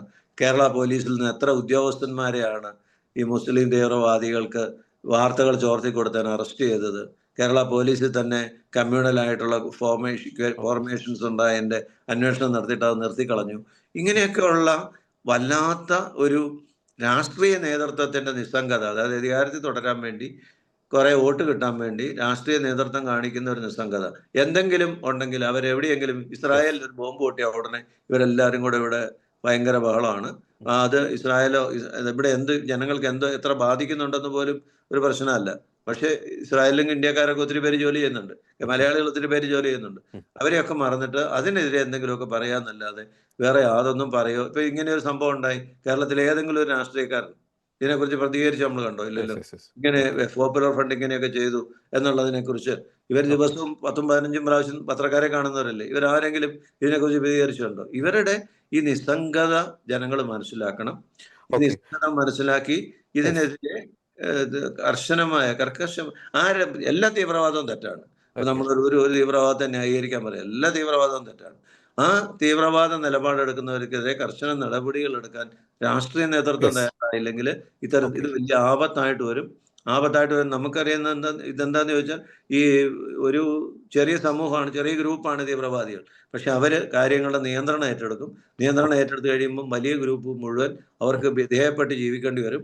അങ്ങനെ വന്നാൽ നമ്മുടെ സ്വാതന്ത്ര്യം, നമ്മൾ ഇന്നിപ്പം ഭരണഘടന നമുക്ക് പറയുന്ന 20 മുതൽ 25 വരെയുള്ള വകുപ്പുകളിൽ പറയുന്ന മതസ്വാതന്ത്ര്യമൊക്കെ ഏതെങ്കിലും മുസ്ലിം രാജ്യത്തുണ്ടോ? ഇല്ല. ഒരു മുസ്ലിം രാഷ്ട്രം വരിക എന്ന് പറഞ്ഞാൽ അതിനെ കുറിച്ച് നമുക്കിപ്പോ ചിന്തിക്കാൻ പറ്റത്തില്ല. ഇന്ത്യയിലൊന്നും ജീവിക്കുന്നവർക്ക് മനസ്സിലാക്കാനും പറ്റും. വായിച്ചു കേൾക്കുമ്പോൾ നമുക്കറിയാമല്ലോ. അപ്പൊ അതുകൊണ്ട് വലിയ ആപത്തിലേക്ക് നീങ്ങാന്ന് പറഞ്ഞാൽ അതിന് ഒരു വലിയ സംഘമൊക്കെ ഉണ്ടായി, അല്ലെങ്കിൽ മുസ്ലിം 26% വരുന്ന മുസ്ലിം സമൂഹം മുഴുവൻ അതിന് കൂടണമെന്നൊന്നുമില്ല. ഇവരുടെ തീവ്രവാദികൾ അതിന് മതിയായവരാണ്. വളരെ ജാഗ്രത പുലർത്തേണ്ട, വളരെ അപകടകരമായ ഒരു സൂചനയാണ് ഈ കണക്കുകൾ നമുക്ക് തരുന്നത്. അതിലെ രാഷ്ട്രീയ നേതൃത്വം ജാഗ്രത പുലർത്തിയില്ലെങ്കിൽ അപകടകരമായ നിലയിലേക്ക് ഇന്ത്യ പോവുകയും ചെയ്യും. പക്ഷെ ഡൽഹി ഇക്കാര്യത്തില് വളരെ കർക്കശമായ ഒരു നിലപാടിലാണ് എന്നാണ് നമ്മൾ മനസ്സിലാക്കുന്നത്. ഞാൻ തിരിച്ചു വരാം ദേവപ്രസാദ്. അദ്ദേഹം സൂചിപ്പിച്ചത് വളരെ അപകടകരമായിട്ടുള്ള ഒരു സൂചന തന്നെയാണ് ഈ റിപ്പോർട്ട് നൽകുന്നത്. ഇപ്പോൾ കത്തോലിക്ക കോൺഗ്രസിന്റെ പ്രതിനിധി ശ്രീ ജോസൂട്ടി ജെ ഒഴികിൽ നമ്മോടൊപ്പം ചേരുകയാണ്. ശ്രീ ജോസൂട്ടി ജെ ഒഴികിൽ, പലപ്പോഴും കത്തോലിക്ക കോൺഗ്രസ് ഉൾപ്പെടെയുള്ള ക്രൈസ്തവ സംഘടനകൾ ഉന്നയിച്ചുകൊണ്ടിരിക്കുന്ന ഒരു ആശങ്കയെ സാധൂകരിക്കുന്ന ഒരു റിപ്പോർട്ടാണ്, അല്ലെങ്കിൽ ഒരു കോടതി ഉത്തരവാണ്, അതുമായി ബന്ധപ്പെട്ട വാർത്തകളാണ് ഇന്നലെ പുറത്തു വന്നത്. ഞാൻ അതിനകത്ത് ചൂണ്ടിക്കാണിക്കാൻ ആഗ്രഹിക്കുന്ന ഒരു പ്രധാനപ്പെട്ട ഒരു പോയിന്റ് ഉണ്ട്. അതായത് അതിന്റെ 6ാമത്തെ പേജിൽ ഈ എന്തുകൊണ്ട് ഇവർ 950 പേരെ ഇവർ ഹിറ്റ് ലിസ്റ്റിൽ ഉൾപ്പെടുത്തുന്നു? അതിന്റെ കാരണം മറ്റൊന്നുമല്ല, 2047 ഇന്ത്യയെ ഇസ്ലാമിക രാജ്യമാക്കുക എന്ന ലക്ഷ്യത്തിന് തടസ്സമായി നിൽക്കുന്നവരാരൊക്കെയോ അവരൊക്കെ ഈ 950 പേരുടെ ആ ലിസ്റ്റിലുണ്ട്. അത് ഇതര മതസ്ഥരാണ്, ഭൂരിഭാഗം പേരും ഹൈന്ദവ വിഭാഗത്തിൽപ്പെട്ടവരാണ്, ഒരുപക്ഷെ ക്രൈസ്തവ വിഭാഗത്തിൽപ്പെട്ടവരും ഒക്കെ അതിൽ ഉൾപ്പെടാനുള്ള സാധ്യതയുണ്ട്. നമുക്കറിയാവുന്നതുപോലെ പാലാ പിതാവ് നാർക്കോട്ടിക് ആ ഒരു കെണിയെ കുറിച്ചൊക്കെ മുന്നറിയിപ്പ് നൽകിയപ്പോൾ ഈ PFIയുടെ നേതൃത്വത്തിലാണ് അദ്ദേഹത്തിനെതിരെ പാലാ ബിഷപ്പ് ഹൗസിന്റെ മുമ്പിൽ കൊലവിളിയൊക്കെ നടത്തിയത്. അപ്പോൾ ഇതിന്റെ അകത്ത് വളരെ വ്യക്തമാണ് പൊളിറ്റിക്കൽ ഇസ്ലാമിന്റെ ഒരു അജണ്ട. നേരത്തെ സാറ് സൂചിപ്പിച്ചതുപോലെ ജുഡീഷ്യറിയിലേക്ക്, ആർമിയിലേക്ക്, പോലീസിലേക്കൊക്കെ അവരുടെ വിശ്വസ്തരായിട്ടുള്ള വ്യക്തികളെ തിരികെ കയറ്റാനുള്ള അജണ്ട ഇവർക്ക് ഉണ്ടായിരുന്നു എന്ന് ഇത് വളരെ കൃത്യമായിട്ടും പറയുന്നുണ്ട്. മാത്രമല്ല, ഈ കാഫറുകളായിട്ടുള്ളവരെ കൊന്നെടുക്കുക, ഒപ്പം തന്നെ ഇവരുടെ ഐഡിയോളജിക്ക് വിരുദ്ധമായി നിൽക്കുന്ന മുസ്ലിം മതവിശ്വാസികളെ പോലും ഇല്ലായ്മ ചെയ്യുവാനുള്ള അജണ്ടയൊക്കെ ഇവരുടെ പക്കലുണ്ട്. ഇത്രത്തോളം ഗൗരവമായിട്ടുള്ള ഒരു റിപ്പോർട്ട് പുറത്തു വന്നിരിക്കുന്നു. അതായത് 950 പേര് കൊലക്കത്തിക്ക് ഇരയാകാൻ അവർ ആ കൊലക്കത്തിയിൽ നിന്നും കഷ്ടിച്ച് രക്ഷപ്പെട്ട ഒരു സാഹചര്യം, ആ ഗൗരവമായിട്ടുള്ള ഒരു വാർത്ത പുറത്തു വന്നിട്ടും എന്തുകൊണ്ട് നമ്മുടെ മാധ്യമങ്ങൾ വലിയ രീതിയിൽ ഇത് ചർച്ചയാക്കില്ല? നേരത്തെ സാറ് സൂചിപ്പിച്ചതുപോലെ ഇസ്രായേലിനെതിരെ, അല്ലെങ്കിൽ ഇസ്രായേലിനെ ചീത്ത വിളിക്കാൻ ഇവിടുത്തെ രാഷ്ട്രീയ നേതാക്കൾക്ക് വലിയ ആവേശമാണ്, ഇറാന് സപ്പോർട്ട് നൽകാൻ വലിയൊരു ആവേശമാണ്. ഇന്ന് കേരളത്തിലാണ് ഈ സംഭവം നടന്നത്. എന്തുകൊണ്ട് ഈ ഒരു അപജയം കേരള രാഷ്ട്രീയത്തെ, ഒപ്പം തന്നെ നമ്മുടെ മാധ്യമ മേഖലയെ ബാധിക്കുന്നു? Doctor Josootty J. ഇതിൻ്റെ അകത്ത് വളരെ പ്രധാനപ്പെട്ട ഒരു കാര്യം, നമ്മുടെ കേരള സമൂഹത്തിനകത്ത് നിലനിൽക്കുന്ന ഒരു സ്യൂഡോ സെക്യുലറിസമാണ്. അതായത് സ്യൂഡോ സെക്യുലറിസം എന്ന് പറഞ്ഞു കഴിഞ്ഞാൽ എല്ലാവരും സെക്യുലറാണ്. എല്ലാവരും സെക്യുലർ ആയിരിക്കുമ്പോൾ തന്നെ നമ്മൾ ഏതെങ്കിലും ചില മതങ്ങൾക്കെതിരെ പറഞ്ഞെങ്കിൽ മാത്രമേ അത് സെക്യുലറിസത്തിനെതിരാകുന്നു, അല്ലാതെങ്കിൽ അത് സെക്യുലറിസത്തിനെതിരാകുന്നില്ല. ഇപ്പൊ ഉദാഹരണം പറഞ്ഞാൽ, ഇസ്ലാം ആയി ബന്ധപ്പെട്ട് ലോകത്ത് എവിടെ എന്തു നടന്നാലും അതിനെതിരെ ആരെങ്കിലും പറഞ്ഞാൽ അവൻ ഉടനെ സെക്യുലറിസത്തിന് വിരുദ്ധനാണ്, അവൻ വർഗീയവാദിയായി. അതേ സമയത്ത് ക്രൈസ്തവർക്കെതിരെയോ അതുപോലെ എന്തെങ്കിലും സമയത്ത് എവിടെയെങ്കിലും നടന്നു കഴിഞ്ഞാൽ അങ്ങനെ പറയുന്നതിന്റെ ആവശ്യമില്ല, അതൊരു കുഴപ്പമുള്ള കാര്യമാണ് എന്നാൽ, അല്ലെങ്കിൽ അത് അവഗണിക്കേണ്ട കാര്യമാണ്. ആ രീതിയിലുള്ള ഒരു കാഴ്ചപ്പാടുണ്ട്. രണ്ടാമത്തെ സംഗതി, ഈ വോട്ട് ബാങ്ക് രാഷ്ട്രീയമാണ് എല്ലായിടത്തും ഇന്ന് കാണുന്നത്. ഈ വോട്ട് ബാങ്ക് രാഷ്ട്രീയത്തിന്റെ ഏറ്റവും പ്രധാനപ്പെട്ട ഘടകം എന്ന് പറയുന്നത് ആരെ പ്രീണിപ്പിച്ചാലാണോ അടുത്തതാണോ അധികാരത്തിലെത്താൻ കഴിയുക അവരെ പ്രീണിപ്പിക്കുക എന്നുള്ളത് തന്നെയാണ്. കേരളത്തെ സംബന്ധിച്ചിടത്തോളം കേരളത്തിന്റെ ആ സോഷ്യൽ ഫാബ്രിക്കിൽ കഴിഞ്ഞ ഏതാനും നാളുകളായി ഉണ്ടായിക്കൊണ്ടിരിക്കുന്ന ഒരു മാറ്റം എന്ന് പറയുന്നത് അത് പൊതു ധാരയിൽ നിൽക്കുന്നില്ല. അത് എന്ന് പറയുന്നത് ചില കൃത്യമായിട്ട് സ്റ്റാറ്റിസ്റ്റിക്സ് നമ്മുടെ ജനസംഖ്യാശാസ്ത്രം അനുസരിച്ച് നമ്മൾ നോക്കുമ്പോൾ നമുക്ക് മനസ്സിലാകും, ഒരു മതവിഭാഗം, പ്രത്യേകിച്ച് ഇസ്ലാം മതവിഭാഗം വളർച്ച കാണിക്കും. ആ ഗ്രോത്ത് റേറ്റ് തന്നെ കാണിക്കുമ്പോൾ സ്വാഭാവികമായും അവരോടൊപ്പം നിൽക്കുകയും അവരെ തൃപ്തിപ്പെടുത്താവുന്ന എന്തോ അത് ചെയ്യുകയുമാണ് ചെയ്യേണ്ടതെന്നൊരു പൊതുധാരണ നമ്മുടെ രാഷ്ട്രീയ നേതാക്കന്മാർക്കുണ്ട്. ഇത് നമ്മൾ എവിടെയെങ്കിലും ഒരു പരസ്യമായിട്ടോ ചർച്ചയിലോ വിമർശനപരമായിട്ടോ എവിടെ പറഞ്ഞാലും അപ്പോഴൊക്കെ നമുക്ക് കാണാൻ കഴിയുന്ന അതിനെ ആ തരത്തിലൊരു ചർച്ചയോ ചിന്തയോ മുന്നോട്ട് കൊണ്ടുപോകാനായിട്ട് അനുവദിക്കാതെ തന്നെ അതിനെ അവിടെ സ്റ്റോപ്പ് ചെയ്യാന്നുള്ളതാണ്. വളരെ ചുരുക്കം മാധ്യമങ്ങൾ മാത്രമാണ്, നമ്മുടെ ദീപിക പോലെ ടിക്കിന പോലെ ചുരുക്കം ചില മാധ്യമങ്ങൾ മാത്രമാണ് ഈ വിഷയത്തിന്റെ ഗൗരവം അതിൻ്റെതായ അർത്ഥത്തിൽ കണ്ടുകൊണ്ട് അതിനെക്കുറിച്ച് സംസാരിക്കാനായിട്ട് തയ്യാറായിട്ട് വരുന്നത്. ഇത് വളരെ അപകടകരമായ ഒരു അവസ്ഥയിലേക്കാണ് നമ്മളിപ്പോൾ പൊയ്ക്കൊണ്ടിരിക്കുന്നത് കാര്യത്തിൽ യാതൊരു തർക്കവുമില്ല. കാരണം ഒരു ചെറിയ ശതമാനം, ഒരു 5% പേര് തീവ്രവാദികളാണ്, ഒരു 10% പേര് അവരെ സപ്പോർട്ട് ചെയ്യുന്നുണ്ട്. ബാക്കി വരുന്ന 85% മിതവാദികളാണെങ്കിൽ പോലും അവർക്ക് ശബ്ദമില്ല, അവർക്ക് നയിക്കില്ല, അവർ നിശബ്ദരാണ്. അവർ നിശബ്ദരായിരിക്കുമ്പോൾ എന്ത് സംഭവിക്കും? അവർ നിശബ്ദരായിരിക്കുമ്പോൾ ഈ 5% ശബ്ദമാണ് ഉയർന്നു നിൽക്കുന്നത്. അപ്പൊ ശരിക്കും പറഞ്ഞാൽ ഇന്ന് കേരളത്തിൽ നടക്കുന്ന ഈ 5% എന്ന് പറയുന്ന ആളുകൾ ബാക്കിയുള്ള എല്ലാവരെയും കൺട്രോൾ ചെയ്യുന്ന രീതിയിലേക്ക് കാര്യങ്ങൾ വന്നിരിക്കുന്നു. ആ 5% എവിടെയുമുണ്ട്. പോലീസിലുണ്ട്, സർക്കാർ ഉദ്യോഗസ്ഥന്മാർക്കിടയിലുണ്ട്, മാധ്യമപ്രവർത്തകർക്കിടയിലുണ്ട്, പൊതുപ്രവർത്തകർക്കിടയിലുണ്ട്, സാമൂഹ്യ സേവന രംഗത്ത് നിൽക്കുന്നവർക്കിടയിലുണ്ട്. അത് വളരെ കൃത്യമായ അജണ്ടയോട് കൂടിയാണ്. അജണ്ടയോട് കൂടിയുള്ള ഇത്തരം പ്രവർത്തനങ്ങളെ പൊളിക്കുന്നതിന് ആവശ്യമായിട്ടുള്ള ആ ഒരു ജനാധിപത്യ ബോധം അല്ലെങ്കിൽ നിയമബോധം എന്ന് പറയുന്നതാണ് നമ്മുടെ നാട്ടിൽ ഇല്ലാതെ പോകുന്നത്. ശരിക്കും നിയമപരമായി ആണ് കാര്യങ്ങളെ കാണുന്നതെങ്കിൽ ഇത്തരം ഒരു സംഗതി ഉണ്ടാവുകയില്ല. പക്ഷെ എന്താണ് കാണുന്നത്? എന്താണ് വസ്തുത? വസ്തുത എന്ന് പറയുന്നത് ഈ ഇസ്ലാമിക മേഖലയുമായി ബന്ധപ്പെട്ട് നിൽക്കുന്ന ക്രിമിനലുകളാണെങ്കിലും അവരെ കണ്ടില്ല, പോലീസ് കണ്ടിട്ടില്ല അവരെ. അതുപോലെ തന്നെ ഇപ്പോ ശരിയാണോ എന്ന് എനിക്കറിയത്തില്ല. ഞാൻ ഇങ്ങനെ ഇവിടെ പറയുന്നത് വേറെ രീതിയിലൊരു ആരോപണമായിട്ട് വരുമോ എന്ന് എനിക്ക് അറിയത്തില്ല. എന്താണ് പറയുന്നതെന്ന് ചോദിച്ചാൽ, ഈ നമ്മുടെ ഈ ട്രാഫിക് നിയമ ലംഘനങ്ങളിൽ ഞാൻ കണ്ടിട്ടുണ്ട് ഒരു മടിയുമില്ലാതെ ഈ ക്യാമറയുടെ കീഴെ കൂടെ ഹെൽമെറ്റ് ഇല്ലാതെ 3-4 പേര് പോകുന്നു. അപ്പൊ അവരെ ഒരിക്കൽ പോലും പോലീസ് പിടിക്കുന്നില്ല. അതേ സമയത്ത് അല്ലാത്തവരാരെങ്കിലും ഒക്കെ അതിനെ പോയി കഴിഞ്ഞാൽ അവരെ പോലീസ് പിടിക്കുന്നു. ഈ കടലാസ് അവിടെ അതിന്റെ കൺട്രോൾ റൂമിൽ എടുത്ത് അതിന്റെ ഉടമസ്ഥൻ ആരാന്ന് പരിശോധിക്കുമ്പോൾ തന്നെ അത് നമുക്ക് വേണ്ട ആൾക്കാരാണെങ്കിൽ അത് അയക്കാതിരിക്കുന്ന തരത്തിൽ അവിടെ വരെ ഈ കാര്യങ്ങൾ എത്തി നിൽക്കുന്നു എന്ന് തീരെ അടിസ്ഥാനമില്ലാതെയല്ല ഞാൻ പറയുന്നത്. ഇതാണ് ഇവിടെ നിൽക്കുന്ന ഒരവസ്ഥ. ഇവിടെ ഒരു വസ്തുത മനസ്സിലാക്കേണ്ടത്, എന്താണ് ഇതിന്റെയൊക്കെ അടിസ്ഥാനം? ഇതിന്റെയൊക്കെ അടിസ്ഥാനം എന്ന് പറയുന്നത് ഈ മുന്നോട്ട് വെക്കുന്ന മത തത്വചിന്ത തന്നെയാണ്. എന്താണ് മത തത്വചിന്ത എന്ന് പറയുന്നത്? ലോകം മുഴുവനും ഒരൊറ്റ മതത്തിന്റെ നിയന്ത്രണത്തിലേക്ക് കൊണ്ടുവരിക എന്നതാണ് ലക്ഷ്യം. ആ ലക്ഷ്യം സാധൂകരിക്കുന്നതിന് വേണ്ടി പ്രവർത്തിക്കുന്നവർക്ക് മാത്രമാണ് സ്വർഗം. അപ്പൊ ഇവിടെ ഭൂമിയേക്കാൾ ഉപരി സ്വർഗത്തെ കൂടെ കാണിച്ചുകൊണ്ട് ലക്ഷ്യമെന്ന് പറയുന്നത് രാഷ്ട്രീയ അധികാരമാണ്. അതുകൊണ്ട് തന്നെയാണ് പൊളിറ്റിക്കൽ ഇസ്ലാം എന്ന് നമ്മൾ എല്ലായ്പ്പോഴും പറയുന്നത്. അപ്പൊ ഈ പൊളിറ്റിക്കൽ ഇസ്ലാമിന്റെ അജണ്ടയെ ആ തരത്തിൽ ജനാധിപത്യത്തിന്റെ മൂല്യങ്ങളിൽ അടിസ്ഥാനമാക്കിക്കൊണ്ടും നിയമത്തിന്റെ നിഷ്പക്ഷതയിൽ അടിസ്ഥാനമാക്കിക്കൊണ്ടുമാണ് പരിഹരിക്കേണ്ടിയിരിക്കുന്നത്. അപ്പൊ ജനാധിപത്യത്തിന്റെ മൂല്യങ്ങളിൽ അടിസ്ഥാനമാക്കിക്കൊണ്ടും നിയമത്തിന്റെ നിഷ്പക്ഷതയിൽ അടിസ്ഥാനമാക്കിക്കൊണ്ടും ഈ തരത്തിലുള്ള ജനാധിപത്യ വിരുദ്ധ നീക്കങ്ങളെയും അതുപോലെ തന്നെ മതമൗലികവാദ നീക്കങ്ങളെയും തടയിടേണ്ടത് രാജ്യത്തെ നിഷ്പക്ഷമായ നിയമവ്യവസ്ഥയാണ്. അതിൻ്റെ അകത്ത് ഉദ്യോഗസ്ഥരും പോലീസും അതുപോലെ തന്നെ ജുഡീഷ്യറിയും അതുപോലെ രാഷ്ട്രീയ നേതൃത്വവും ഒക്കെ ഉണ്ട്. അപ്പോ ആരെങ്കിലും ഈ ഇത്തരത്തിലുള്ള താല്പര്യങ്ങൾക്ക് വിരുദ്ധമായി ആരെങ്കിലും പ്രവർത്തിച്ചാൽ അവരെ ടാർഗറ്റ് ചെയ്യുക, കോർണർ ചെയ്ത് അറ്റാക്ക് ചെയ്യുക എന്നുള്ളത് ഒരു പൊതു നിലപാടാണ്. അത് ഇത്തരം തീവ്രവാദ പ്രസ്ഥാനങ്ങളിലൊക്കെ ഒരു പൊതു നിലപാടാണ്. അത് ഏതുതരം തീവ്രവാദികളാണെങ്കിലും. അതുകൊണ്ടാണല്ലോ നക്സലുകൾ ഓരോരുത്തരുടെ വീട്ടുകളിൽ കയറി ചെന്ന് ആ ഒറ്റയാളെ മാത്രമേ നോക്കുന്നു, ബാക്കിയുള്ളവർക്ക് മുഴുവൻ ഭീതി പകർത്തുന്ന രീതിയിൽ നക്സലുകൾ പ്രവർത്തിച്ചത്. അതൊരു തരം കോർണറിംഗ് ആണ്.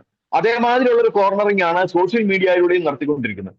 ഇപ്പൊ ഞാൻ എന്തെങ്കിലും ഒരു കാര്യം പരസ്യമായിട്ട് പറയുകയും ഞാൻ പറയുന്നതിനകത്ത് എങ്ങാനും ഒരു ഇസ്ലാം വിരുദ്ധമാണെന്ന് തോന്നാത്തക്ക രീതിയിൽ എന്തെങ്കിലും ഇസ്ലാം വിരുദ്ധമല്ല, നിയമവിരുദ്ധമാണെന്നോ അല്ലെങ്കിൽ ജനാധിപത്യത്തിന് വിരുദ്ധമാണോ എന്ന് തോന്നുന്ന രീതിയിൽ ഉണ്ടാവുകയും അത് ഇസ്ലാമിന്റെ ആരെങ്കിലും അതിന്റെ അകത്ത് ഒരു കക്ഷിയാകുകയും ചെയ്തതല്ല എന്റെ കോർണറിൽ. അപ്പൊ ഇത് തീർച്ചയായും മാറ്റണമെങ്കിൽ നമ്മുടെ രാഷ്ട്രീയ നേതൃത്വത്തിന്റെ ഭാഗത്തുനിന്ന് ഉണ്ടാകേണ്ട കുറച്ചുകൂടെ ഉയർന്ന ഒരു മൂല്യബോധമുണ്ട്, ഒരു ജനാധിപത്യ മൂല്യബോധമുണ്ട്.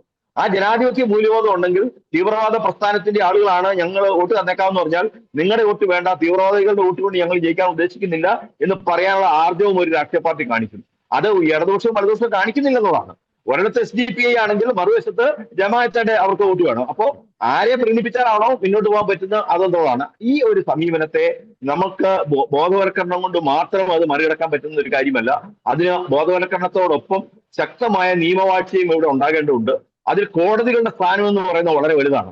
നിഷ്പക്ഷമായി ചിന്തിക്കുകയും പ്രവർത്തിക്കുകയും ചെയ്യുന്ന കോടതികൾ ഉള്ളത് കൊണ്ടാണ് വാസ്തവത്തിൽ ഇത്രയെങ്കിലും കുറച്ചെങ്കിലും മുന്നോട്ട് പോകാൻ പറ്റുന്നത്. ഇവിടെ സാറ് നേരത്തെ സൂചിപ്പിച്ചതുപോലെ ഈ NIAയുടെ റോളും ഈ കാര്യത്തിൽ വളരെ നിർണായകമാണ്. പക്ഷേ NIA മറ്റു ചില കാര്യങ്ങളിൽ അവര് പ്രതിക്കൂട്ടിലാവുന്നുണ്ട്. അതുകൊണ്ട് തന്നെ NIAയുടെ കാര്യങ്ങളിൽ എല്ലാം മുഖവിലക്കെടുക്കാൻ കഴിയില്ല എന്ന NIAക്കെതിരെ ആരോപണം ഉന്നയിക്കുമ്പോൾ അതിനും ഒരു പക്ഷേ കുറച്ച് ശബ്ദം കിട്ടും. NIA എല്ലാ കാര്യത്തിലും അവര് സത്യസന്ധരല്ല എന്നൊരു വസ്തുത വരുമ്പോൾ ഈ ഒരു കാര്യത്തിൽ മാത്രം അവർ സത്യസന്ധരാണെന്ന് പറയാൻ പറ്റില്ല എന്ന അവർക്കെതിരെയുള്ള ഒരു ആരോപണവും ആക്ഷേപവും ഉണ്ടാവും. അതുകൊണ്ട് തന്നെ വളരെ സങ്കീർണമായ ഒരു സാമൂഹിക സാഹചര്യത്തിലേക്കാണ് ഇന്നിപ്പോ ഇന്ത്യ മൊത്തത്തിൽ പെട്ടുകൊണ്ടിരിക്കുന്നത്. ഇപ്പോഴത്തെ നിലയിലുള്ള ഈ പോക്കിന് തടസ്സമുണ്ടാകണമെങ്കിൽ അതിന് ഏറ്റവും പ്രധാനമായിട്ട് വേണ്ടിയിരിക്കുന്നത് ഇവിടെ ഇരകളാക്കപ്പെടുന്ന ജനസമൂഹവും ഇരകളാക്കപ്പെടുന്ന സമുദായങ്ങളും അവർ ഇരകളാക്കപ്പെടുന്നതിന്റെ കാര്യങ്ങളെ കുറിച്ച് ബോധവാന്മാരായിക്കൊണ്ട് ജനാധിപത്യ മൂല്യത്തിൽ ഒന്നിക്കൊണ്ട് പ്രവർത്തിക്കാൻ തയ്യാറാണ്. ഇരകളാക്കപ്പെടുന്ന അല്ലെങ്കിൽ ഇവിടെ പുറകോട്ടടിക്കപ്പെടുകയോ ഇവിടെ ഭീഷണിപ്പെടുത്തി വിധേയരാക്കപ്പെടുകയോ ചെയ്യുന്ന ജനവിഭാഗങ്ങളും അവരുടെ സമുദായ അല്ലെങ്കിൽ മത നേതൃത്വങ്ങളും ഈ കാര്യത്തിൽ ജനങ്ങളെ ബോധവാന്മാരാക്കിക്കൊണ്ട് ഒരു ബദൽ വർഗീയതയല്ല ഞാൻ പറയുന്നത്. ബദൽ വർഗീയതയ്ക്ക് ഒരിക്കലും പ്രശ്നപരിഹാരം ഉണ്ടാക്കാൻ പറ്റില്ല. പക്ഷെ ബദൽ വർഗീയതയ്ക്കുപരി ബോധം ആർജിച്ചുകൊണ്ട് അത് പൊതുസമൂഹത്തിന് മുന്നിലേക്ക് ധൈര്യപൂർവ്വം ഇറങ്ങാൻ തയ്യാറാകുന്ന ഒരു സമീപനമാണ് നമ്മുടെ ഭാഗത്തുനിന്ന് ഉണ്ടാകേണ്ടത്. എനിക്കൊന്ന് ഇത്തരം ഡിബേറ്റുകളൊക്കെ ഒരു പക്ഷേ അതിന്റെ ഒരു ഭാഗമായിട്ട് വേണമെങ്കിൽ നമുക്ക് കണക്കാക്കാൻ പറ്റും. ആ തരത്തിൽ ഉണ്ടാകുന്ന ഒരു പൊതുബോധം എന്ന് പറയുന്നത് അത് ജനാധിപത്യത്തിന്റെ മൂല്യങ്ങളെയും അതുപോലെ തന്നെ നമ്മുടെ മതനിരപേക്ഷ ഭരണ രീതി പോഷിപ്പിക്കുന്നതിന്റെയും അടിസ്ഥാനത്തിലായിരിക്കും അത്. അങ്ങനെ മതനിരപേക്ഷ ഭരണ രീതി പോഷിപ്പിക്കാൻ തക്ക തരത്തിലുള്ള ഒരു ബ്യൂറോക്രസിയെ വാർത്തെടുക്കുക എന്നതിൽ വളരെ നിർണായകമായ ഒരു പങ്കാണ് ഈ തരത്തിലുള്ള ഇടപെടലുകളിലൂടെ ഉണ്ടാക്കിയെടുക്കേണ്ടത്. അപ്പോൾ ഒരേ സമയത്ത് പൊതുസമൂഹത്തിന്റെ ഇടയിലും ബ്യൂറോക്രസിക്കിടയിലും അതുപോലെ തന്നെ ഗവൺമെന്റ് അതായത് രാഷ്ട്രീയ നേതൃത്വത്തിനിടയിലും ഭരണ നേതൃത്വത്തിനിടയിലും ആശയപ്രചരണം നടത്തുക എന്ന ബൃഹത്തായ ഒരു കർത്തവ്യം ചെയ്തേ മതിയാവും. ഇത് ചെയ്യുന്നത് ആരാണ്? ഇത് ചെയ്യുന്നത് ഒരിക്കൽ പോലും മറ്റാരും ഒന്നും ചെയ്യില്ല. ആരൊക്കെയാണോ ഇത്തരത്തിലുള്ള നീക്കത്തിന്റെ ഇരകളാക്കപ്പെടുന്നത് അവർക്ക് മാത്രമേ അതിനകത്ത് എന്തെങ്കിലും ഗുണകരമായിട്ട് ചെയ്യാനായിട്ട് പറ്റുള്ളൂ. അപ്പോ ആർജവത്തോടു കൂടി ഒരു ജനവിഭാഗം ഉയർത്തെഴുന്നേറ്റെങ്കിൽ മാത്രമേ ഇതിന് പ്രതിവിധി ഉണ്ടാവുകയുള്ളൂ. അല്ലെങ്കിൽ നമ്മളിപ്പോ സിറിയയിലൊക്കെ കണ്ടതുപോലെ ഡമാസ്കസിൽ കണ്ടതുപോലെ നിശബ്ദരായി പ്രഘോഷിക്കപ്പെടാത്ത രക്തസാക്ഷിത്വങ്ങളായി ആരാരും പരിഗണിക്കപ്പെടാത്തവരായി ദുർബലരെന്ന് മുദ്ര കുത്തിക്കൊണ്ട് അപ്രത്യക്ഷമായി പോകുന്ന ഒരു സാഹചര്യത്തിലേക്കാണ് വരുന്നത്. സമൂഹത്തിൽ നിന്നും അതുപോലെ തന്നെ പൊതുമണ്ഡലത്തിൽ നിന്നും ഒക്കെ അപ്രത്യക്ഷനാകുന്ന ഒരു സാഹചര്യത്തിലേക്കാണ് വരുന്നത്. ഇതിനാണ് പരിഹാരം ഉണ്ടാക്കേണ്ടത്. തീർച്ചയായും വളരെ ഗൗരവത്തോടു കൂടി വളരെ ആഴത്തിൽ ഉള്ള ഒരു വിശകലനവും അതിന്റെ അടിസ്ഥാനത്തിലുള്ള ചില പ്രവർത്തന പദ്ധതികളും ഇവിടെ ഇരകളാക്കപ്പെടുന്നവരുടെ ഭാഗത്തുനിന്നും ഉണ്ടാകേണ്ട ഒരു സാങ്കേതികമായിട്ട് ചെറിയൊരു തടസ്സമുണ്ട്. ഞാൻ അച്ഛനിലേക്ക് വരികയാണ്. ഫാദർ റോബിൻ പടിഞ്ഞാറേക്കുട്ടി, നമുക്കറിയാം ഈ ഒരു റിപ്പോർട്ട് അതൊരു പ്രതീകമാണ്, അതൊരു മുന്നറിയിപ്പാണ് എന്നത് വളരെ വ്യക്തമാണ്. നമുക്കറിയാം PFI 2020 നിരോധിക്കപ്പെട്ടു. പക്ഷേ അതിന്റെ നേതാക്കൾ പലരും തീഹാർ ജയിലിന്റെ ഉള്ളിലാണ്. പക്ഷേ അണികൾ ഇപ്പോഴും നമ്മുടെ ചുറ്റിലുണ്ട്. നേരത്തെ സാറിനോട് ചോദിച്ചതുപോലെ നേരത്തെ സിമി ആയിരുന്നവർ പിന്നീട് NDF ആകുന്നു. സിമി പ്രവർത്തകർ തന്നെ PFI ആയി മാറുന്നു. ഒരുപക്ഷെ വർഷങ്ങൾക്ക് ശേഷം ഈ രാജ്യത്തെ ഈ കേന്ദ്ര ഭരിക്കുന്ന സർക്കാരിൽ അവരെ സംബന്ധിച്ച് അനുകൂലമായിട്ടുള്ള സാഹചര്യം ഉണ്ടായി കഴിഞ്ഞാൽ ഒരുപക്ഷെ മറ്റൊരു രൂപത്തിൽ മറ്റൊരു PFI കേരളത്തിൽ അല്ലെങ്കിൽ രാജ്യത്തൊക്കെ ജന്മമെടുക്കാനുള്ള എല്ലാ സാധ്യത കൂടിയുണ്ട്. അതിൻ്റെയൊക്കെ ഒരു പശ്ചാത്തലത്തിൽ ഈ ഒരു റിപ്പോർട്ട് അല്ലെങ്കിൽ PFI ആവിഷ്കരിച്ച ഈ ഒരു തന്ത്രം ക്രൈസ്തവർക്ക് നൽകുന്ന ഒരു മുന്നറിയിപ്പ് എന്തൊക്കെയാണ്? ഞാനിത് ചോദിക്കാനുള്ള ഒരു കാരണം ഈ 2006 മുതൽ PFIയുടെ ഒരു ജനനം മുതൽ അതിന്റെ നിരോധന കാലയളവ് വരെയുള്ള കാലഘട്ടം എടുത്ത് പരിശോധിച്ച് നോക്കുമ്പോൾ വളരെ കാൽക്കുലേറ്റഡ് ആയിട്ട് ഇതര മതസ്ഥരെ പ്രത്യേകിച്ച് ക്രൈസ്തവ മതത്തെ ഇവിടെ തകർക്കുവാനുള്ള, സമുദായത്തെ തകർക്കുവാനുള്ള വളരെ ബോധപൂർവമായിട്ടുള്ള ശ്രമം ഈ ഇസ്ലാമിക തീവ്രവാദികളുടെ ഭാഗത്തു നിന്ന് ഉണ്ടായിട്ടുണ്ട്. ലവ് ജിഹാദ് പോലുള്ള കാര്യങ്ങൾ നമുക്കറിയാം. മാധ്യമങ്ങളിലൂടെ സാംസ്കാരിക മേഖലകളിലൂടെ ക്രൈസ്തവ വിശ്വാസത്തെ താറടിക്കുവാനുള്ള മാറ്റുവാനുള്ള ശ്രമം, അതിലൂടെ വളർന്നു വരുന്ന തലമുറയിൽ നിന്നും ആ സമുദായ ബോധം എടുത്തു മാറ്റുവാനുള്ള ശ്രമം, രാഷ്ട്രീയ മേഖലയിൽ നിന്നും വരുന്ന തിരിച്ചടികൾ, അതിലൂടെ ക്രൈസ്തവ സമുദായത്തെ ഇല്ലാതാക്കാനുള്ള ശ്രമങ്ങൾ. അപ്പോൾ അതിന്റെ പശ്ചാത്തലത്തിൽ ഈ PFI നടത്തിക്കൊണ്ടിരിക്കുന്ന ഈ പ്രവർത്തനങ്ങൾ മറ്റൊരു രൂപത്തിൽ ഇപ്പോഴും തുടർന്നുകൊണ്ടിരിക്കുന്നുണ്ട്. അതിന്റെ സാഹചര്യത്തിൽ എത്രത്തോളം ഒരു ജാഗ്രത ഈ ഒരു വിഷയത്തിൽ ക്രൈസ്തവർ പുലർത്തണം? എന്ത് മുന്നറിയിപ്പാണ് ഈ ഒരു റിപ്പോർട്ട് ഒരു ക്രൈസ്തവ സമുദായത്തിന് നൽകുന്നത്? Father Robin. ജോർജി, ഇന്ത്യ 2047 എന്ന് പറയുന്ന ഒരു ദർശനത്തിൽ നിന്ന് ഇസ്ലാം തീവ്രവാദ പ്രസ്ഥാനങ്ങൾ ലക്ഷ്യം വെക്കുന്ന ഒരു ലക്ഷ്യമുണ്ട്. അവരെ സംബന്ധിച്ചിടത്തോളം വലിയ ഒരു ലക്ഷ്യം, നമ്മളെ സംബന്ധിച്ച് ചിന്തിക്കാൻ പോലും ആവാത്ത ഒരു ലക്ഷ്യം.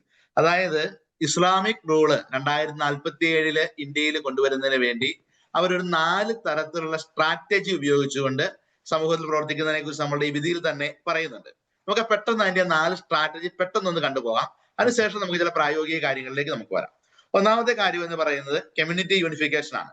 അതായത് പോപ്പുലർ ഫ്രണ്ട് ഓഫ് ഇന്ത്യ എന്ന് പറയുന്ന ഈ ഒരു സംവിധാനത്തിന്റെ കീഴില് എൻ്റയർ ഇസ്ലാമിക് കമ്മ്യൂണിറ്റിയെ കൊണ്ടുവരിക എന്നുള്ളതാണ്. എന്ന് വെച്ചിട്ടുണ്ടെങ്കിൽ ഇസ്ലാമിക് കമ്മ്യൂണിറ്റിയുടെ ഒരു ശബ്ദമായിട്ട്, അതല്ലെങ്കിൽ ഇങ്ങനെയുള്ള ഇസ്ലാം തീവ്രവാദ പ്രസ്ഥാനങ്ങളുടെ മാത്രമല്ല, നല്ല ഇസ്ലാം ഉൾപ്പെടെയുള്ള എല്ലാ ആളുകളുടെയും ഒരു സംഗമ കേന്ദ്രമായി ഇങ്ങനെ ഒരു കൂട്ടായ്മ വരിക.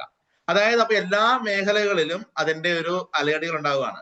എന്ന് വെച്ച് കഴിഞ്ഞാൽ ഇസ്ലാമിക് ഒരു തരത്തിലുള്ള ഒരു തീവ്രവാദ ഗ്രൂപ്പ് എന്നുള്ളതല്ല, നല്ല മുഖമുള്ള ഒരു ഇമേജ് പോലെ ഈ സംവിധാനത്തിൽ വരികയും അത് അങ്ങനെ ഒരു നിലവാരത്തിലേക്ക് വരും. അപ്പൊ ഒരു എല്ലാത്തിന്റെയും ഒരു കൂട്ടായ്മ അവിടെ വരുന്നു. SDPI ഉണ്ട്, ക്യാമ്പസ് ഫ്രണ്ട് ഇന്ത്യ ഉണ്ട്, അതുപോലെ സമാനമായ മറ്റ് ഓർഗനൈസേഷൻ നാഷണൽ വിമൻസ് ഫ്രണ്ട് ഉണ്ട്. അങ്ങനെയുള്ള പലതരത്തിലുള്ള കൂട്ടായ്മകളെല്ലാം കൊണ്ടുവന്നിട്ട് ഒരു വലിയൊരു മുന്നണി പോലെ ഈ ഒരു ഇസ്ലാമിക് രാജ്യം ലക്ഷ്യം വയ്ക്കുന്ന ഒരു വലിയ കൂട്ടായ്മയായിട്ട് അതിന്റെ നേതൃനിരയിൽ PFI ഉണ്ടാകുന്നു. അപ്പോ സ്വാഭാവികമായി ഇതിന്റെ മതപരമായ ലക്ഷ്യങ്ങൾ കൂടി ഇതിനകത്തുള്ളത് കൊണ്ട് എനിക്ക് മുമ്പ് സംസാരിച്ച ആളുകൾ പറഞ്ഞതുപോലെ അവരുടെ വിശ്വാസപരമായ ചില കാര്യങ്ങൾ കൂടി ഉള്ളത് കൊണ്ട് തന്നെ ഒത്തിരിയേറെ ആളുകൾ ഇതിലേക്ക് ആകർഷിക്കപ്പെടാനും ഈ ഒരു സഖ്യത്തിന്റെ ഭാഗമാകാനും ഒക്കെയുള്ള സാധ്യതകളുണ്ട്. അത് ഒന്നാമത്തെ ഒരു തലം. രണ്ടാമത്തെ തലം എന്ന് പറയുന്നത് political expansion and alliance building ആണ്. അതായത് രാഷ്ട്രീയപരമായി എവിടെയൊക്കെ കയറാൻ പറ്റുമോ, ഇടതുപക്ഷത്തും വലതുപക്ഷത്തും ഒരുപക്ഷെ മറ്റേതെങ്കിലും രാഷ്ട്രീയ പ്രസ്ഥാനങ്ങളില്, സാമൂഹിക മേഖലകളില്, NGOകളില്, ഇങ്ങനെയൊക്കെയുള്ള മേഖലകളിൽ എവിടെയൊക്കെ കടന്നു കയറാൻ പറ്റുമോ അവിടെയെല്ലാം കടന്നു കയറുക. അതുപോലെ തന്നെ SC ST OBC തുടങ്ങിയ തരത്തിലുള്ള വിഭാഗങ്ങളുമായിട്ട് വലിയ അടുപ്പം ഉണ്ടാക്കുക. ഇവരുമായി നേരിട്ട് ബന്ധപ്പെടാത്ത വിഷയങ്ങളിൽ പോലും കയറി അഭിപ്രായം പറയുക. അതുപോലെ തന്നെ മത്സരിക്കാവുന്ന എല്ലാ ഇടങ്ങളിലും കയറി മത്സരിക്കുക, സീറ്റ് ചോദിച്ചു മേടിക്കുക, പണം കൊടുത്താണ് പണം കൊടുത്ത്, ഭീഷണിപ്പെടുത്തിയാണ് ഭീഷണിപ്പെടുത്തി, വിലപേശിയാണ് വിലപേശി, അങ്ങനെയൊക്കെ സീറ്റ് നോക്കുക. നമ്മുടെ പഞ്ചായത്ത് ഇലക്ഷന്റെ ഒക്കെ ഓരോ പ്രാവശ്യത്തെയും കണക്കുകളെടുത്ത് പരിശോധിച്ചു കഴിഞ്ഞാൽ കൃത്യമായിട്ട് അറിയും. ചില പരിമിതികൾ ഉള്ളത് കൊണ്ട് ഞാൻ ഒത്തിരി വിശദാംശങ്ങളിലേക്ക് പോകുന്നില്ല, എങ്കിലും പ്രേക്ഷകർക്ക് ഇത് മനസ്സിലാവും. കഴിഞ്ഞ വർഷത്തെയും അതിന് മുമ്പത്തെ പ്രാവശ്യത്തെയും ഒക്കെ ഓരോ പ്രാവശ്യത്തെയും പഞ്ചായത്ത് ഇലക്ഷന്റെ റിസൾട്ടുകൾ എടുത്ത് പരിശോധിക്കുക. വരാൻ പോകുന്ന പഞ്ചായത്ത് ഇലക്ഷൻ, അവിടെ സംഭവിക്കാൻ പോകുന്ന കാര്യങ്ങൾ നമ്മൾ കൃത്യമായിട്ട് രീതിയിൽ പരിശോധിക്കുക. പരമാവധി ജയിക്കാവുന്ന എല്ലാ ഇടങ്ങളിലും ജയിക്കുക. അതുപോലെ തന്നെ വളരെ തന്ത്രപരമായ രീതിയിൽ ഒന്ന് ഉപയോഗിക്കുന്ന ഒരു മേഖലയാണ് NGOs. ഒരു കാലഘട്ടത്തില് ക്രൈസ്തവ സഭയുടെ ഒരു ആധിപത്യ മേഖലയായിരുന്നു ഈ നാട്ടിലെ സാമൂഹിക സേവന പ്രവർത്തനങ്ങൾ. നമ്മൾ മാത്രം ചെയ്യാവുള്ളൂ എന്ന് അർത്ഥമൊന്നുമില്ല കേട്ടോ. പക്ഷേ നമ്മൾ ചെയ്തുകൊണ്ടിരുന്ന ആ സേവനത്തിന്റെ മറ പറ്റി പക്ക ബിസിനസ് ആയിട്ട് സെക്ഷൻ 8 കമ്പനി രജിസ്റ്റർ ചെയ്ത് ഇഷ്ടംപോലെ ഫണ്ട് കൊണ്ടുവന്ന് നാട്ടിൽ ഹീറോയാക്കി, ആൾദൈവങ്ങളാക്കി മാറി, അല്ലെങ്കിൽ എന്താ പറയുന്നത്, നന്മമരങ്ങളായി മാറുന്ന NGOs ഒരുപാട് നീങ്ങുകയാണ്. അവിടെയും ആ രീതിയിലുള്ള ഒരു വലിയ തരത്തിലുള്ള political expansion and alliance building എന്ന് പറയുന്നത്. അതുപോലെ തന്നെ ഇങ്ങനെയുള്ള NGOസിലും മറ്റു തലങ്ങളിലും ഒക്കെ ക്രൈസ്തവ സഭയുടെ നേതാക്കന്മാരെ പേരിന് വിളിച്ചുകൊണ്ടിരുത്തുക. അതായത് അധ്യക്ഷനാകാൻ വേണ്ടി വിളിക്കാന്ന് നമ്മൾ പറയില്ലേ, അതുപോലെ തന്നെ ഇങ്ങനെയുള്ള പല തരത്തിലുള്ള അത്ര നല്ല പേരില്ലാത്ത പല പ്രസ്ഥാനങ്ങളുടെയും മീറ്റിങ്ങുകളുടെ അധ്യക്ഷന്മാരായിട്ട്, അതിലെ മീറ്റിംഗിൽ ഉദ്ഘാടകന്മാരായിട്ട്, അല്ലെങ്കിൽ അതിന്റെ ഒരു പ്രധാനപ്പെട്ട ഒരാളായിട്ട് ഒരു ക്രൈസ്തവ നേതാവിനെ കഴിയുമെങ്കിൽ ലോഹിട്ട ഒരാളെ കൊണ്ടുവന്ന് അവിടെ ബഹുമാനിച്ചിരുത്തുക. അപ്പൊ അങ്ങനെ നമ്മുടെ ഇടയിലേക്ക് എത്തുവാണ്. അച്ഛനോട് പോയായിരുന്നു, അല്ലെങ്കിൽ ഇന്നയാളോട് പോയായിരുന്നു. അപ്പൊ അങ്ങനെ നമ്മുടെ ആളുകൾക്കിടയിലേക്ക് ഇവരുടെ സ്വാധീനങ്ങൾ കടന്നു ചെല്ലാനൊക്കെയുള്ള രണ്ടാമത്തെ മേഖല, അതാണ് നമ്മൾ പറഞ്ഞു വെച്ച political expansion and alliance building എന്ന് പറയുക. മൂന്നാമത്തെ മേഖല എന്ന് പറയുന്നത് പാരലൽ ഇൻസ്റ്റിറ്റ്യൂഷൻസ് ആൻഡ് മിലിറ്ററേഷൻസ് ആണ്. എന്ന് വെച്ചിട്ടുണ്ടെങ്കിൽ ജോസൂട്ടി സാർ പറഞ്ഞതുപോലെയുള്ള ഒരു തെറ്റായ ജനാധിപത്യ ബോധവും അതുപോലെയൊക്കെയുള്ള മറ്റു കാര്യങ്ങളൊക്കെ ഉണ്ടായി ഒരു സമൂഹത്തെ തെറ്റായ രീതിയിൽ കൊണ്ടുവരിക്കുന്ന രീതികൾ, അതുപോലെ തന്നെ ട്രെയിനിങ് ക്ലാസ്സുകൾ, പേഴ്സണാലിറ്റി ഡെവലപ്മെന്റ് ക്ലാസ്സുകൾ, ആർട്സ് ആൻഡ് അതുപോലെ തന്നെയുള്ള സംവിധാനങ്ങൾ, സ്പെഷ്യൽ സ്കൂളുകൾ, അങ്ങനെയൊക്കെയുള്ള പലതരത്തിലുള്ള, അതായത് ഒരു കാലഘട്ടത്തിൽ നമ്മൾക്ക് പേരുണ്ടാക്കിക്കൊണ്ടിരുന്ന അല്ലെങ്കിൽ ക്രൈസ്തവ സമുദായത്തിന് പേരുണ്ടാക്കിക്കൊണ്ടിരുന്ന പല സ്ഥാപനങ്ങളുടെ എക്സാക്ട് കോപ്പി അടിച്ചിട്ട് എന്നാൽ ആ ക്രൈസ്തവർ കൊടുത്തുകൊണ്ടിരുന്ന ക്വാളിറ്റികൾ കൊടുക്കാതെ മറ്റ് പല തലത്തിലുള്ള ലക്ഷ്യങ്ങളോടുകൂടെ പ്രവർത്തിക്കുന്ന ചില സംവിധാനങ്ങൾ ഇതിന്റെ ഭാഗമായിട്ട് വരുന്നു. അതായത് പാരലൽ ഇൻസ്റ്റിറ്റ്യൂഷൻസ് ആണ് പ്രധാനമായിട്ടും ഞാൻ ഉദ്ദേശിക്കുന്നതും ഇതിനകത്ത് വെച്ചിരിക്കുന്നത്. അതുതന്നെയാണ് ഈ റിപ്പോർട്ടേഴ്സ് വിങ് എന്ന് പറയുന്ന ഒരു സംവിധാനത്തെ കുറിച്ച് നമ്മൾ ദേവപ്രസാദ് സാർ പറഞ്ഞിരുന്നു, നമ്മുടെ വിധിയിൽ കൃത്യമായിട്ട് പറയേണ്ടത്. എന്ന് വെച്ച് കഴിഞ്ഞാല് നമ്മുടെ സമൂഹത്തിൽ എന്ത് നടക്കുന്നു എന്നുള്ളത് വളരെ കൃത്യമായിട്ട് റിപ്പോർട്ട് ചെയ്യാനും അതനുസരിച്ച് അതിന്റെ ചില സ്ട്രാറ്റജികൾ പ്ലാൻ ചെയ്യാനും ഉള്ള അതിനുള്ള കേപ്പബിലിറ്റി ഉള്ള ആളുകളെ ഇവരെ കൃത്യമായിട്ട് നിയോഗിക്കുകയും അവർ സമൂഹത്തിൽ നിന്ന് റിപ്പോർട്ട് എടുക്കുന്നുണ്ട്. സമൂഹത്തിൽ നിന്ന് റിപ്പോർട്ട് എടുത്തുകൊണ്ട് അവരുടെ അധികാര കേന്ദ്രങ്ങളിലെടുത്ത് അവർ ആ രീതിയിൽ മാനേജ് ചെയ്യുകയാണ്. എന്ന് വെച്ചിട്ടുണ്ടെങ്കിൽ സമൂഹത്തിൽ ഉണ്ടാകുന്ന ചെറിയ മാറ്റങ്ങളെ പോലും അത് സ്വാധീനിക്കുകയും അതിനെ എങ്ങനെയാണ് അഡ്രസ്സ് ചെയ്യേണ്ടത് എന്നുള്ള രീതിയിൽ കൃത്യമായിട്ടുള്ള ഒരു പരിശീലനം കിട്ടുകയും ചെയ്യുന്നു. ഇപ്പൊ പറയുകയാണെങ്കിൽ വരാൻ പോകുന്ന പഞ്ചായത്ത് ഇലക്ഷനെ സംബന്ധിച്ച് അവർ ആവശ്യപ്പെടുന്ന കാൻഡിഡേറ്റ്സ് ആരൊക്കെയാണ് ഓരോ വാർഡിലും വരാൻ പോകുന്നത് എന്നൊക്കെ ഉള്ളത് പോലും ഇപ്പൊ ഇവരുടെ കയ്യിൽ പോസിബിൾ ലിസ്റ്റ് ഉണ്ടാകും. നമ്മുടെ അല്ലെങ്കിൽ നമ്മളുമായി ബന്ധപ്പെട്ടിരിക്കുന്ന ആളുകളുടെ കയ്യിൽ അതേക്കുറിച്ച് നമ്മൾ ചിന്തിച്ചിട്ടുണ്ടോ പോലും നമ്മൾ ആലോചിക്കേണ്ട കാര്യമാണ്. പക്ഷെ ഇവരെ സംബന്ധിച്ചിടത്തോളം ഇവർ ഈ റിപ്പോർട്ടർ വിങ് ഒക്കെ വളരെ കൃത്യമായിട്ടുള്ളത് കൊണ്ട് ഇവർ വളരെ കൃത്യമായിട്ട് ഇതിന്റെ ഡേറ്റ എടുക്കുകയും അതങ്ങനെയുള്ള സാധ്യതകളെല്ലാം അവിടെ അവരത് അറേഞ്ച് ചെയ്യുകയും ഒക്കെ ചെയ്യും. നിലമ്പൂർ പോലും ചില ഉദാഹരണങ്ങൾ നമുക്ക് പറഞ്ഞു തരുന്നുണ്ട്. അങ്ങനെയൊക്കെയുള്ള ഒരു രീതിയെ സ്വാധീനം ഉണ്ടാക്കി വെക്കുന്നു, സമൂഹത്തിലേക്ക് ഉണ്ടാകുന്നു. അതുപോലെ തന്നെ ഈ പറയുന്ന ഭീഷണിപ്പെടുത്തേണ്ട മേഖലകളിൽ ഭീഷണിപ്പെടുത്തുന്നു. അതായത് ആയുധം ശേഖരിച്ചു വെക്കുന്നു, ഞങ്ങളിൽ ആയുധം ഉണ്ടെന്ന് പറയുന്നു, ഇവർ സൂക്ഷിച്ചില്ലെങ്കിൽ പണി കിട്ടും എന്നുള്ള ഒരു മെസ്സേജ് കൊടുക്കുന്നു. അപ്പൊ അങ്ങനെയുള്ള കൃത്യമായ ഇപ്പൊ ഈ റിപ്പോർട്ടിന് അതുപോലെ വന്നിരിക്കുന്ന ചില കാര്യങ്ങൾ, ചില ഭീഷണികളല്ലെന്ന് ആരറിഞ്ഞു? ഒരുപക്ഷെ നാളെ ഈ 975 പേരുടെ കൂട്ടത്തില് നമ്മൾ 5 പേരുടെയും കൂടെ വരാൻ പാടില്ലായൊന്നുമില്ല. എന്ന് വെച്ചിട്ടുണ്ടെങ്കിൽ അങ്ങനെയൊക്കെയുള്ള കൃത്യമായ രീതിയിലുള്ള പഠനങ്ങൾ നടത്തിയിട്ട് ഈ സമൂഹത്തിലെ നോട്ട് ചെയ്യപ്പെടേണ്ട ആളുകൾ കൃത്യമായി നോട്ട് ചെയ്ത് പേടി കൊടുക്കുകയാണ്. ഇപ്പൊ ജുഡീഷ്യറി ആ ഒരു ജഡ്ജി അദ്ദേഹത്തിന്റെ ഒരു പേര് വരുന്നതോടുകൂടി ജുഡീഷ്യറി ഒന്ന് പേടിപ്പിക്കാനായിട്ട് പറ്റുകയാണ്. നാളെ ഇവർക്കെതിരെ ഒരു നല്ല കേസ് വന്നാല് എടുക്കാൻ നമ്മുടെ വക്കീലന്മാർ പേടിക്കുന്ന അവസ്ഥയിലേക്ക് എത്തുമല്ലേ? അല്ലെങ്കിൽ ഒരാൾ കേസ് എടുത്തു കഴിയുമ്പം ഇവനെ നോട്ട് ചെയ്യപ്പെടേണ്ടവനായിട്ട് അവൻ മാറുന്നൊരു അവസ്ഥയിലേക്ക് എത്തുമല്ലേ? അങ്ങനെ ഒരു അവസ്ഥയിലേക്ക് വരുന്നു. പൊതു സമൂഹത്തിൽ പ്രസംഗിക്കാൻ പറ്റാത്തൊരു അവസ്ഥയിലേക്ക് ഇത് പറയുമ്പോൾ അവൻ പ്രശ്നക്കാരനാണ്. കള്ളങ്ങാട്ട് പിതാവിനെതിരെയുള്ള വേട്ടയാടല് ഇപ്പോഴും അവസാനിച്ചിട്ടില്ല. അപ്പൊ അങ്ങനെ ആരും പറയാൻ മേലാത്തൊരവസ്ഥ. ജോസൂട്ടി സാർ മുമ്പ് പറഞ്ഞതുപോലെ ചില സമൂഹത്തെ കുറിച്ച് പറയാം, ചിലരെ കുറിച്ച് പറയാൻ മേലാത്തൊരവസ്ഥയെ കുറിച്ച് പറഞ്ഞല്ലോ. അതിന്റെ ഒരു അടുത്തൊരു സ്റ്റേജിലേക്ക് വരുമ്പോഴാണ് അധികാരമൊക്കെ പിടിച്ചെടുക്കുകയാണ്. ഞങ്ങൾ കൂടെ സ്വാധീനമായി, ഞങ്ങൾ പറയാം, നിങ്ങൾ കേൾക്കെന്ന് പറയുന്ന ആ ഒരു അവസ്ഥയിലേക്ക് എത്തപ്പെടുകയാണ്. അപ്പൊ അതുകൊണ്ട് തന്നെ ഇതാണ് ഈ 4 സ്റ്റേജുകളിലൂടെ നമ്മൾ ഇങ്ങനെയുള്ള സംവിധാനങ്ങൾ മുമ്പോട്ട് പോകുക. 2047 ഇന്ത്യയെ പൂർണ്ണ ഇസ്ലാം രാജ്യമാക്കുക, അല്ലെങ്കിൽ ഇസ്ലാമിക് റൂള് കൊണ്ടുവരാനുള്ള ഒരു ശ്രമം. ഒന്നാമത്തേത് കമ്മ്യൂണിറ്റി യൂണിഫിക്കേഷൻ ആണ്, രണ്ടാമത്തേത് പൊളിറ്റിക്കൽ എക്സ്പാൻഷൻ ആണ്, മൂന്നാമത്തേത് പാരലൽ ഇൻസ്റ്റിറ്റ്യൂഷൻ ആണ്, നാലാമത്തേത് ഫൈനൽ ടേക്ക് ഓവർ ആണ്. അപ്പൊ ഇങ്ങനെ ഈ 4 സ്റ്റേജുകളിലൂടെ ഈ അധികാരം പിടിച്ചെടുക്കുവാനായിട്ടുള്ള ഒരു ശ്രമം ഇവര് നടക്കുന്നതായിട്ട് നമ്മൾ ഈ റിപ്പോർട്ട് പറയുന്നുണ്ട്. സമൂഹത്തിന്റെ പലതരത്തിലുള്ള സാമൂഹ്യ നിരീക്ഷകർ ഇതിനകം തന്നെ എഴുതപ്പെട്ട് വെച്ചിരിക്കുന്ന ഒരു കാര്യം തന്നെയാണ്. ഇനി രണ്ടാമത് ജോർജ് ചോദിച്ച ചോദ്യത്തിലേക്ക് വരുവാണ്.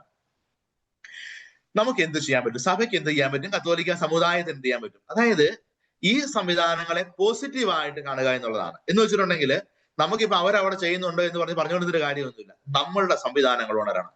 നമ്മളുടെ ഏറ്റവും താഴെ തട്ടിൽ നിന്നുള്ള നമുക്ക് പൾസ് കിട്ടണം. ഇടവക തലത്തിൽ നിന്നുള്ള പൾസ് രൂപതയിലേക്കും, രൂപതാ തലത്തിൽ നിന്ന് അതിന്റെ മേൽത്തട്ടുകളിലേക്കും ഒക്കെ പോയി നമുക്ക് ആരെയും ദ്രോഹിക്കാനോ ഉപദ്രവിക്കാനോ ഒന്നുമല്ല. നമുക്ക് 2047 ഇവിടെ ക്രൈസ്തവ രാജ്യവും നമുക്ക് വേണ്ട.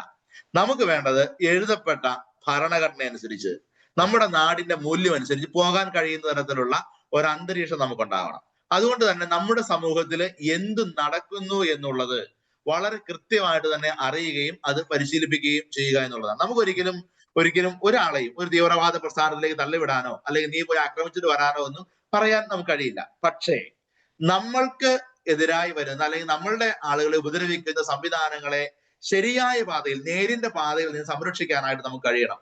എന്ന് വെച്ചിട്ടുണ്ടെങ്കിൽ നമ്മളുടെ ഓരോ ഇടവകളിലും ഒരു ജാഗ്രതാ സമിതി ഉണ്ടാവണം. ഓരോ ഇടവകയിലും ജാഗ്രതാ സമിതി ഉണ്ടാവണം. അവിടെ നാട്ടിൽ നടക്കുന്ന നമുക്കറിയാം 2-3 വാർഡുകൾ ചേർന്നതാണ് നമ്മുടെ സാധാരണ ഒരു ഇടവകൾ വരുന്നത്. അല്ലെങ്കിൽ ഒരു പഞ്ചായത്തിന്റെ പകുതിയോളം വരും, അല്ലെങ്കിൽ ഒരു മുനിസിപ്പാലിറ്റിന്റെ പകുതി വിചാരിച്ചുകൊള്ളുക. അവിടെ എന്താണ് നടക്കുന്നത് എന്ന് ആ ഇടവക വികാരിയും ഇടവക ഭരണ സംവിധാനവുമായി ബന്ധപ്പെട്ട് നിൽക്കുന്ന ആൾ കൃത്യമായിട്ട് അറിയണം. രണ്ട്, നമ്മുടെയൊക്കെ പൊതുയോഗത്തിന് മുമ്പ് അല്പം കൂടിയൊക്കെ നമ്മളൊന്ന് വർക്കൗട്ട് ചെയ്യണം. എന്ന് വെച്ച് കഴിഞ്ഞാൽ ഏതെങ്കിലും വെള്ളയും വെള്ളിട്ട് വരുന്നവനെ പിടിച്ച് കൈക്കാരനും കമ്മിറ്റിക്കാരനും ആക്കുമല്ല ചെയ്യണ്ടേ. അതായത് സമുദായത്തോടുള്ള കാണിക്കുന്ന ഒരു വലിയ ആത്മാർത്ഥതയുള്ള ആളുകൾ മാത്രമേ വരാവുള്ളൂ. അത് വന്നില്ലെങ്കിൽ സംഭവിക്കാൻ പോകുന്നത് എന്താണെന്നറിയാവോ? സംഭവിക്കാൻ പോകുന്നത് ജനം നമ്മുടെ അടുത്തുനിന്ന് പോകും. അതായത് നമ്മുടെ സമൂഹത്തിൽ ഇങ്ങനെ ഒരു പ്രശ്നം ഉണ്ടാകുന്നുണ്ടെങ്കിൽ, അല്ലെങ്കിൽ ഒരു ലവ് ജിഹാദ് നമ്മുടെ സമൂഹത്തിൽ ഉണ്ടാകുന്നുണ്ടെങ്കിൽ, നമ്മുടെ ഒരു കുടുംബം ഒറ്റപ്പെടുന്ന ഒരു അവസ്ഥ ഉണ്ടാകുന്നുണ്ടെങ്കിൽ, നമ്മളുടെ ഒരു കുടുംബത്തിന് ഒരു നിയമ കുടുക്കിലേക്ക് പോയി ചാടുന്നുണ്ടെങ്കിൽ, അവിടെ കയറി നിന്ന് പോലീസ് സ്റ്റേഷനിലും ഫോറസ്റ്റ് സ്റ്റേഷനിലും പോയി ഇത് വർത്താനം പറയാനായിട്ട് ചങ്കുറപ്പുള്ള തന്റേടമുള്ള നല്ല ചേട്ടന്മാരും കൈക്കാരന്മാരും കമ്മിറ്റിക്കാരുമായിട്ട് വരണം. അവരാഴ്ചയിൽ ഒരിക്കലെങ്കിലും വികാരീശ്വരനുമായിട്ട് ഒരുമിച്ചിരുന്ന് ആ ഇടവകയിൽ നടക്കുന്ന പൾസ് എന്താണെന്നുള്ളത് കൃത്യമായിട്ട് തന്നെ അറിയണം. അങ്ങനെയുള്ള കാര്യങ്ങൾ ഇടവകകളിൽ ചർച്ച ചെയ്യപ്പെടണം. ഇടവക സമൂഹത്തിൽ നിന്ന് അറിഞ്ഞോ അറിയാതെ ഏതെങ്കിലുമൊക്കെ തരത്തില് ഇത്തരം സംവിധാനങ്ങളുമായി ബന്ധപ്പെട്ട് ആരെങ്കിലുമൊക്കെ പോകുന്നുണ്ടെങ്കിൽ തിരിച്ചു പിടിക്കാനായിട്ട് നമുക്ക് ശ്രമം നടത്തണം. ഇനി ഏതെങ്കിലുമൊക്കെ കുടുംബങ്ങൾ തകർക്കപ്പെട്ടു പോകുന്നുണ്ടെങ്കിൽ അവിടെ ചേർന്ന് നിൽക്കാനായിട്ട് കഴിയണം. ഇനി അത് രൂപതാ തലത്തിലേക്ക് വരണം. രൂപതാ തലത്തിൽ നമ്മുടെ നിയമജരുടേതായ ഒരു സംവിധാനം, ഒരു കൂട്ടായ്മ ഉണ്ടാകണം. നമ്മുടെ പ്രൊഫഷണൽസിൻ്റെതായ ഒരു കൂട്ടായ്മ ഉണ്ടാകണം. നമ്മളുടെ സൈക്കോളജിസ്റ്റിന്റെ ആയ ഒരു കൂട്ടായ്മ ഉണ്ടാകണം. അതുപോലെ നമുക്ക് കഴിയുന്ന എല്ലാ ഇടങ്ങളിലും നമ്മുടെ ആളുകളെ ചേർത്ത് പിടിക്കണം. ആരെയും ഉപദ്രവിക്കാനല്ല, നമ്മുടെ നിലനിൽപ്പിന് വേണ്ടി ആലോചിക്കുക. അതുപോലെ തന്നെ ഓരോ രൂപതകളും അല്ലെങ്കിൽ ഓരോ സംവിധാനങ്ങളും നമ്മളുടെ സമൂഹത്തെ കൂടുതൽ ഈ ഇലക്ഷൻ ഉൾപ്പെടെയുള്ള കാര്യങ്ങളിലേക്ക് നമ്മൾ കൂടി ഇറങ്ങുന്നതിനെ കുറിച്ച് കൂടെ നമ്മൾ ചിന്തിക്കേണ്ടതായിട്ടുണ്ട്. അതായത് ഇലക്ഷന് മുമ്പ് നമുക്ക് ചിന്തിക്കാൻ കഴിയുന്ന ഒരു കാര്യം കൂടിയുണ്ട്. ഏറ്റവും ചുരുക്കത്തിൽ പറഞ്ഞു കഴിഞ്ഞാൽ, ഏറ്റവും താഴെത്തട്ടിലേക്ക് വന്നു കഴിഞ്ഞാൽ, നമ്മളുടെ കുടുംബങ്ങളും നമ്മുടെ സമൂഹവും ഒക്കെ ഒരുപാട് ഇത്തരത്തിലുള്ള തീവ്രവാദികളുമായിട്ട് ബന്ധപ്പെട്ട് ഒരു വല്ലാതെ അനുഭവിക്കുന്ന ഒരു അവസ്ഥയുണ്ട്. എന്ന് വെച്ചിട്ടുണ്ടെങ്കിൽ നിയമക്കുടുക്കലിൽ പോയി ചാടുന്ന അവസ്ഥ, അതുപോലെ തന്നെ സാമ്പത്തികമായിട്ടുള്ള കെണികളിൽ പോയി ചാടുന്ന അവസ്ഥ, നമ്മുടെ പിള്ളേരെ ഉപദ്രവിക്കപ്പെടുന്ന ഒരു അവസ്ഥ ഒക്കെ. ഏറ്റവും ലളിതമായിട്ട് സോഷ്യൽ മീഡിയ നടക്കുന്ന ഒരു തീവ്രവാദത്തെ കൂടി പറഞ്ഞുകൊണ്ട് ഞാൻ പെട്ടെന്ന് അവസാനിപ്പിക്കാം. ഈ ദിവസങ്ങളിൽ നമ്മുടെ ഇസ്രായേൽ ഇറാൻ യുദ്ധത്തിന്റെ ശരിതെറ്റുകളെ കുറിച്ചൊന്നും ഞാൻ പറയുന്നില്ല. പക്ഷെ ഞാൻ ശ്രദ്ധിച്ചൊരു കാര്യം, ഇസ്രായേലിനെ സപ്പോർട്ട് ചെയ്തുകൊണ്ട് വാർത്തയുടെ അല്ലെങ്കിൽ പോസ്റ്റ് ചെയ്യുന്ന ആളുകൾക്ക് കമന്റിൽ അടി വന്ന് ചുമ്മാ തെറി വിളിക്കുകയാണ്. യാതൊരു കാര്യമില്ലാതെ ചുമ്മാ തെറി വിളിക്കുകയാണ്. കഴിഞ്ഞ ദിവസം ഞാനത് സോഷ്യൽ മീഡിയയിൽ നമ്മൾ പലരോടും വ്യക്തിപരമായിട്ട് നമ്മൾ പറഞ്ഞൊരു കാര്യമാണ്. അതായത് ഇസ്രായേലിൽ ജോലി ചെയ്യുന്ന കുറെ ആളുകൾ അവരവരുടെ ഒരു സന്തോഷം പങ്കുവെച്ചുകൊണ്ട് അവരൊരു ഡാൻസ് പ്രോഗ്രാം അവരുടെ ഫേസ്ബുക്കിൽ, അവരുടെ സ്വന്തം ഫേസ്ബുക്ക് പേജിൽ അവരിട്ടു. അടിയിൽ വന്ന് വിളിക്കുന്ന തെറിക്ക് യാതൊരു കണക്കുമില്ല. അതായത് ഇവര് യാതൊന്നും പറഞ്ഞില്ല. ഇവര് ഇറാനെ കുറിച്ച് പറഞ്ഞില്ല, മുസ്ലിം തീവ്രവാദത്തെ കുറിച്ച് പറഞ്ഞില്ല, അല്ലെങ്കിൽ കമേനിയെ കൊല്ലാൻ പറഞ്ഞില്ല, ഇതൊന്നും പറഞ്ഞില്ല.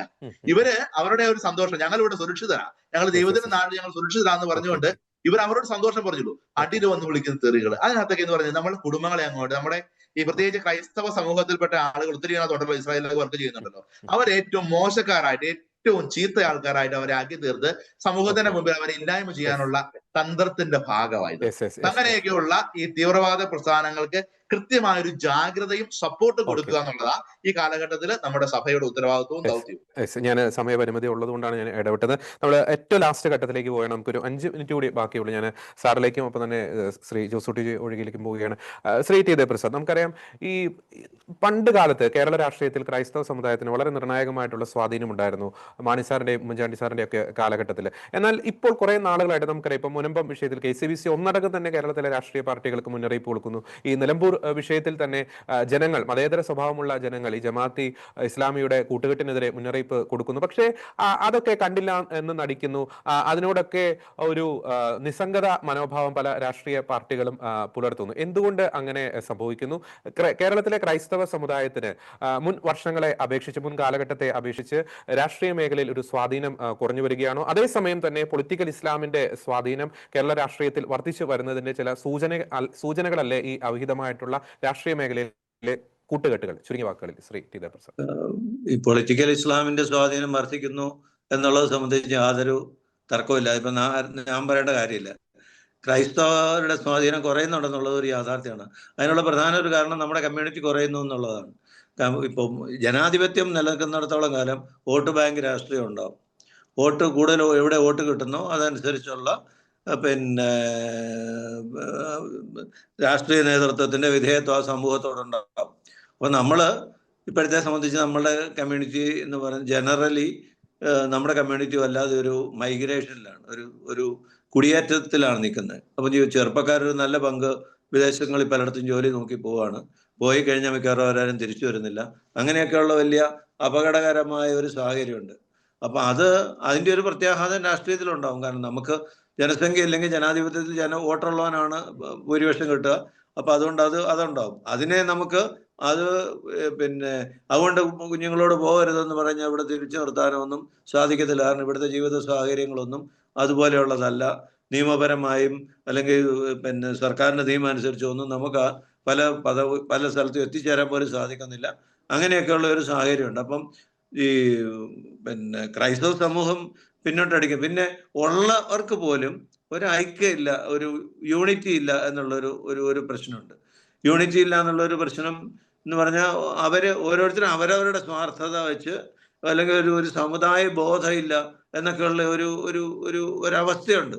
അവർക്കിപ്പം നമ്മളിപ്പോ മതേതര പാർട്ടികൾ എന്നൊക്കെ പറയുന്നതിനകത്തോ പ്രവർത്തിക്കുന്ന ആർക്കെങ്കിലും ഒരു ക്രൈസ്തവന്റെ കാര്യം പറയാനുള്ള ഒരു തൻ്റെ ഇടം ഇന്നില്ല എന്നുള്ളതാണ് ഒരു യാഥാർത്ഥ്യം.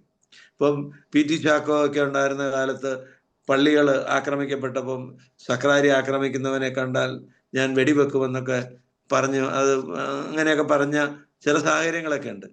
അല്ലെങ്കിൽ അങ്ങനെയൊക്കെ പറഞ്ഞ ചില തൻ്റെ ഇടങ്ങളുണ്ട്. അതൊന്നും ഇന്നത്തെ കാലത്ത് നമുക്ക് പ്രതീക്ഷിക്കാൻ സാധിക്കത്തില്ല. അത്തരത്തിലുള്ള രാഷ്ട്രീയത്തെ ഒരു ഗൗരവമായി എടുത്തിരിക്കുന്ന ഒരു നേതൃത്വം നമുക്കില്ല. നമ്മുടെ നേതൃത്വത്തെക്കുറിച്ച് ഇന്നിപ്പം ഇതിനകത്തുള്ള രാഷ്ട്രീയത്തിലുള്ള പല നേതാക്കന്മാരുമായിട്ട് അടുപ്പമുള്ളതുകൊണ്ട് ഞാൻ പറയാണ്, അവർക്ക് എന്തെങ്കിലും ഒരു പദവി സംഘടിപ്പിച്ചെടുക്കണം എന്നുള്ളതിനപ്പുറത്തോ വലിയ സമുദായ ലക്ഷ്യങ്ങളൊന്നുമില്ല. സമുദായ ലക്ഷ്യങ്ങളും അവർ ചെയ്യുന്ന എല്ലാം അവർക്കൊരു പദവി സംഘടിപ്പിച്ചെടുക്കാൻ വേണ്ടിയുള്ള ശ്രമമാണ്. ഇങ്ങനെ ആഗ്രഹമുള്ളവരെ വളരെ പെട്ടെന്ന് വീഴിക്കാൻ സാധിക്കും. ഈ ആഗ്രഹത്തിനോട് മാത്രം പ്രവർത്തിക്കുന്നവരെ വളരെ പെട്ടെന്ന് എന്തെങ്കിലും ഒരു പദവി കൊടുത്താൽ അവര് പിന്നെ ഒന്നും ഇപ്പൊ ഇത്തരം കാര്യങ്ങളിലൊക്കെ ഈ പിന്നെ ലക്ഷ്യബോധത്തോടെ പ്രവർത്തിക്കുന്ന സംഘടനകളാണ്. അവരിപ്പം പലപ്പോഴും മന്ത്രിസഭയിൽ ചിലപ്പോൾ ചേർന്നില്ലെന്നിരിക്കും, MLA-മാരില്ലെന്നിരിക്കും. പക്ഷെ അവർ പറയുന്ന അനുസരിച്ചായിരിക്കും ഭരണം നടക്കുക. അവർ പറയുന്ന കാര്യങ്ങളായിരിക്കും മറ്റവർ ചെയ്യുക. കാരണം അവർക്ക് പേടിയാണ്. ഇവരെ ഇപ്പം നമ്മുടെ സമൂഹത്തിൽ ഞാൻ കണ്ടിരിക്കുന്നത് എങ്ങനെയല്ല, എങ്ങനെയെങ്കിലും ഒരു പദവി കിട്ടി എന്ത് വേണമെങ്കിലും ചെയ്യാം എന്നുള്ളൊരു മട്ടിലാണ് പലരും പദവി മേടിക്കുന്നത്. ഇപ്പം നമ്മളൊരു സംഭവം കണ്ട്, ഈ വഖഫ് നിയമത്തിന്റെ കാര്യത്തിൽ കേരളത്തിലെ മെത്രാന്മാര് കേരളത്തിലെ MP-മാരോടെല്ലാം വഖഫ് നിയമത്തെ അനുകൂലിക്കണം എന്ന് പറഞ്ഞൊരു അഭ്യർത്ഥന നടത്തി. ആരെങ്കിലും കേട്ടോ? ജോസ് കെ മാണി മാത്രം വഖഫ് നിയമത്തിലെ ചില വ്യവസ്ഥകളെ എതിർത്തു എന്നുള്ളതല്ലാതെ അത്രയും പോലും കാണിക്കാൻ കോൺഗ്രസ് ഒന്നും തയ്യാറായിട്ടില്ല. ഇനിയിപ്പോൾ എന്താ, തെരഞ്ഞെടുപ്പ് വരുമ്പോഴത്തേക്ക് ഇവരെല്ലാം എല്ലാ മെത്രാസന മന്ദിരങ്ങളിലും എത്തും. അവിടെ മെത്രാൻ്റെ കൂടെ നിന്ന് പടമെടുക്കും, വാപ്പ് കുടിക്കും, അവര് നല്ലവനാണ് മിടുക്കനാണെന്നൊക്കെ പറയും. കുറെ വിശ്വാസികളെയെങ്കിലും അവൻ്റെ കൂടെ ഇപ്പം നമുക്കറിയാം മുനമ്പം വിഷുവിലൊക്കെ ഹൈബിയുടെ എടുത്ത ചില നിലപാടിനെ കുറിച്ചൊക്കെയുള്ള ചില വീഡിയോകളും അല്ലെങ്കിൽ ചില സ്പീച്ചസൊക്കെ ഇപ്പൊ പുറത്തു വരുന്നുണ്ട്. പക്ഷെ അടുത്ത പാർലമെന്റ് തെരഞ്ഞെടുപ്പ് വരുമ്പോഴും നോക്കിയോ, ഹൈബിയുടനായിരിക്കും ആ മേഖലയിലൊക്കെ ക്രൈസ്തവരുടെ എല്ലാം വോട്ട് സമാഹരിക്കാൻ പോകുന്നത്. അങ്ങനെ ഒരു രാഷ്ട്രീയ ബോധത്തോടെ പ്രവർത്തിക്കാൻ സമൂഹത്തിന് സാധിക്കാത്തിടത്തോളം കാലം, അല്ലെങ്കിൽ അതിന് പല പരിമിതികളുണ്ട്. കാരണം എന്താ വെച്ചാൽ ഒരു രാഷ്ട്രീയ പാർട്ടി നിൽക്കുന്നവർക്ക് അവരുടെ സമൂഹത്തിലെ ജീവിതവുമായിട്ട് ബന്ധപ്പെട്ടും രാഷ്ട്രീയമായിട്ട് ബന്ധപ്പെട്ട, ഇപ്പം കേരള കോൺഗ്രസ്സുകാരനാണ്, കേരള കോൺഗ്രസ്സുകാരുടെ ഒരു ഗ്രൂപ്പിലാണ് അവർ പ്രവർത്തിക്കുന്നത്. അപ്പൊ അവർക്ക് അതിൽ നിന്ന് അങ്ങനെ വ്യത്യസ്തമായിട്ടൊരു റോൾ എടുക്കാൻ സാധിക്കത്തില്ല. പക്ഷെ ഒരു കാര്യമുണ്ട്, വോട്ടിങ്ങിൽ മാത്രം നമുക്ക് ചെയ്യാൻ സാധിക്കും. നമ്മൾ പരസ്യമായിട്ടൊക്കെ കോൺഗ്രസിനോട് നിന്നാലും കേരള കോൺഗ്രസിനോട് നിന്നാലും അല്ലെങ്കിൽ നമുക്ക് ഏത് പാർട്ടിയോട് നിന്നാലും വോട്ട് ചെയ്യുന്നത് നമുക്കെതിരെ നിലപാടെടുത്ത ഒരു നമുക്ക് അനുകൂലമായ നിലപാടെടുത്തവർക്ക് വേണ്ടി ആയി ചെയ്യാൻ സാധിക്കും. കാരണം ആരും അറിയാൻ പോകുന്നില്ലല്ലോ. അങ്ങനെ ഉള്ള ഒരു സമീപനത്തിലേക്ക് തിരുവനന്തപുരത്തൊക്കെ എങ്കിലും തലസ്ഥാനത്തൊക്കെ എങ്കിലും കുറെ പേര് മാറിയിട്ടുണ്ട്. അവര് പുറമേ ഒന്നും വലിയ പ്രകടമായ വ്യത്യാസമില്ല, പക്ഷെ ഉള്ളിലൊക്കെ അവർക്ക് ചില തീരുമാനങ്ങളുണ്ട്. അത് ബാലറ്റ് പേപ്പറിൽ അവർ പ്രകടമാക്കുകയും ചെയ്യും. അങ്ങനെയാണ് തിരുവനന്തപുരത്തൊക്കെ കഷ്ടിച്ച് കോൺഗ്രസ് രക്ഷപ്പെടുന്ന സാഹചര്യമൊക്കെ വന്നത്. അത് അത്തരത്തിലുള്ള സമീപനങ്ങളിലേക്കൂടെ അല്ലാതെ നമുക്ക് നാളെ കാലത്തെ ഈ ജനസംഖ്യയിൽ നമ്മൾ കുറവായിരിക്കുന്നിടത്തോളം കാലം വേറൊരു ശക്തി പ്രകടനത്തിലൂടെ ഒന്നും നമുക്ക് എന്തെങ്കിലും പിന്നെ നിയമപരമായ മാർഗങ്ങൾ സ്വീകരിക്കുക എന്നുള്ളതാണ്. അച്ഛൻ പറഞ്ഞ പോലെ സഭ ജാഗ്രത പെടണം. കാരണം എന്താ വെച്ചാൽ ഒരു കോടതി കേസ് വന്നു കഴിഞ്ഞാൽ ഒരാളുടെ പണി തീരുന്ന ഏർപ്പാടാണ്. ഒരു കോടതി കേസ് വന്നാൽ നമുക്ക് കോടതി പോയി വക്കീലന്മാരുടെയൊക്കെ ഫീസ് ഭയങ്കരമാണ്. അപ്പൊ ഇവർക്ക് ഇതിനെല്ലാം ഇവരുടെ സംഘടനയാണ് കൊടുക്കുന്നത്. ഇങ്ങനെയുള്ളവർക്ക് ഒരു കേസ് വന്നാൽ അത് ഏറ്റെടുത്ത് നടത്താൻ സമുദായത്തിന് സാധിക്കണം. നമ്മുടെ സ്ഥാപനങ്ങളൊക്കെ ആർക്ക് വേണ്ടിയാ? ഇതിന്റെ വരുമാനമൊക്കെ ആർക്ക് വേണ്ടിയാ? നമുക്ക് ആളില്ലെങ്കിൽ ഇതൊക്കെ ഒന്ന് ചിന്തിക്കേണ്ട കാലമായി. ഓക്കെ, നമുക്കറിയാം ഞാൻ സമയം അതിക്രമിച്ചാണ് സ്കൂളും കോളേജും ആശുപത്രിയൊക്കെ ഉണ്ട്, പക്ഷെ നമുക്ക് ആളില്ലെന്ന് പറഞ്ഞാൽ ആർക്ക് വേണ്ടി നടത്തുന്നു എന്നുള്ളതിനെ കുറിച്ച് എല്ലാവരും ഇപ്പോഴേ ചിന്തിക്കണം. അങ്ങനെ ചിന്തിച്ചാൽ നമുക്ക് ചെറുപക്ഷെ കുറെ രക്ഷപ്പെടാൻ സാധിച്ചു. ഓക്കെ, വ്യക്തമാണ്. ഞാൻ ഏറ്റവും ലാസ്റ്റ് ആയിട്ട് ശ്രീ ജോസൂട്ടി ചെറുകയിലേക്ക് വരികയാണ്. വളരെ ചുരുങ്ങിയ വാക്കുകൾ. നമുക്കറിയാം പോപ്പുലർ ഫ്രണ്ട് എന്ന് പറയുന്ന ഒരു സംഘടനയാണ്. ആ സംഘടന എത്രത്തോളം വളരെയധികം പ്രൊഫഷണൽ ആയിട്ടാണ്, വളരെയധികം സ്ട്രക്ചേർഡ് ആയിട്ടാണ്, വളരെയധികം പ്ലാനിങ്ങോട് കൂടി തന്നെയാണ്, വളരെയധികം ഐക്യത്തോടു കൂടി തന്നെയാണ് ഈ രാജ്യത്തിനെതിരെ പ്രവർത്തനങ്ങൾ അവർ നടത്തിയത്. ഒരു ഭീകര സംഘടന തന്നെയാണ്, നമുക്ക് ഒരിക്കലും ആ സംഘടനയെ മാതൃകയാക്കാൻ സാധിക്കുകയില്ല. പക്ഷേ എങ്കിൽ പോലും നമ്മുടെ സംഘടനകൾ കുറെ കൂടി ഒരു പ്രൊഫഷണൽ ആയിട്ട്, കുറെ കൂടി സ്ട്രക്ചേർഡ് ആയിട്ട്. ഇപ്പം പറഞ്ഞ 4 സ്റ്റേജ് ഏതാ നമുക്ക് പറ്റിയല്ലത്? തീവ്രവാദം ഒന്നും അതിനകത്ത് പറഞ്ഞിട്ടില്ലല്ലോ. അവസാനത്തെ സ്റ്റേജ് മാത്രമേ നമുക്ക് പറ്റിയാലതുള്ളൂ. ഞാൻ പറയുന്നത് കേൾക്കണമെന്നുള്ളത്. ബാക്കിയുള്ള 3 സ്റ്റേജ് ആർക്കാ പറ്റിയാലത്?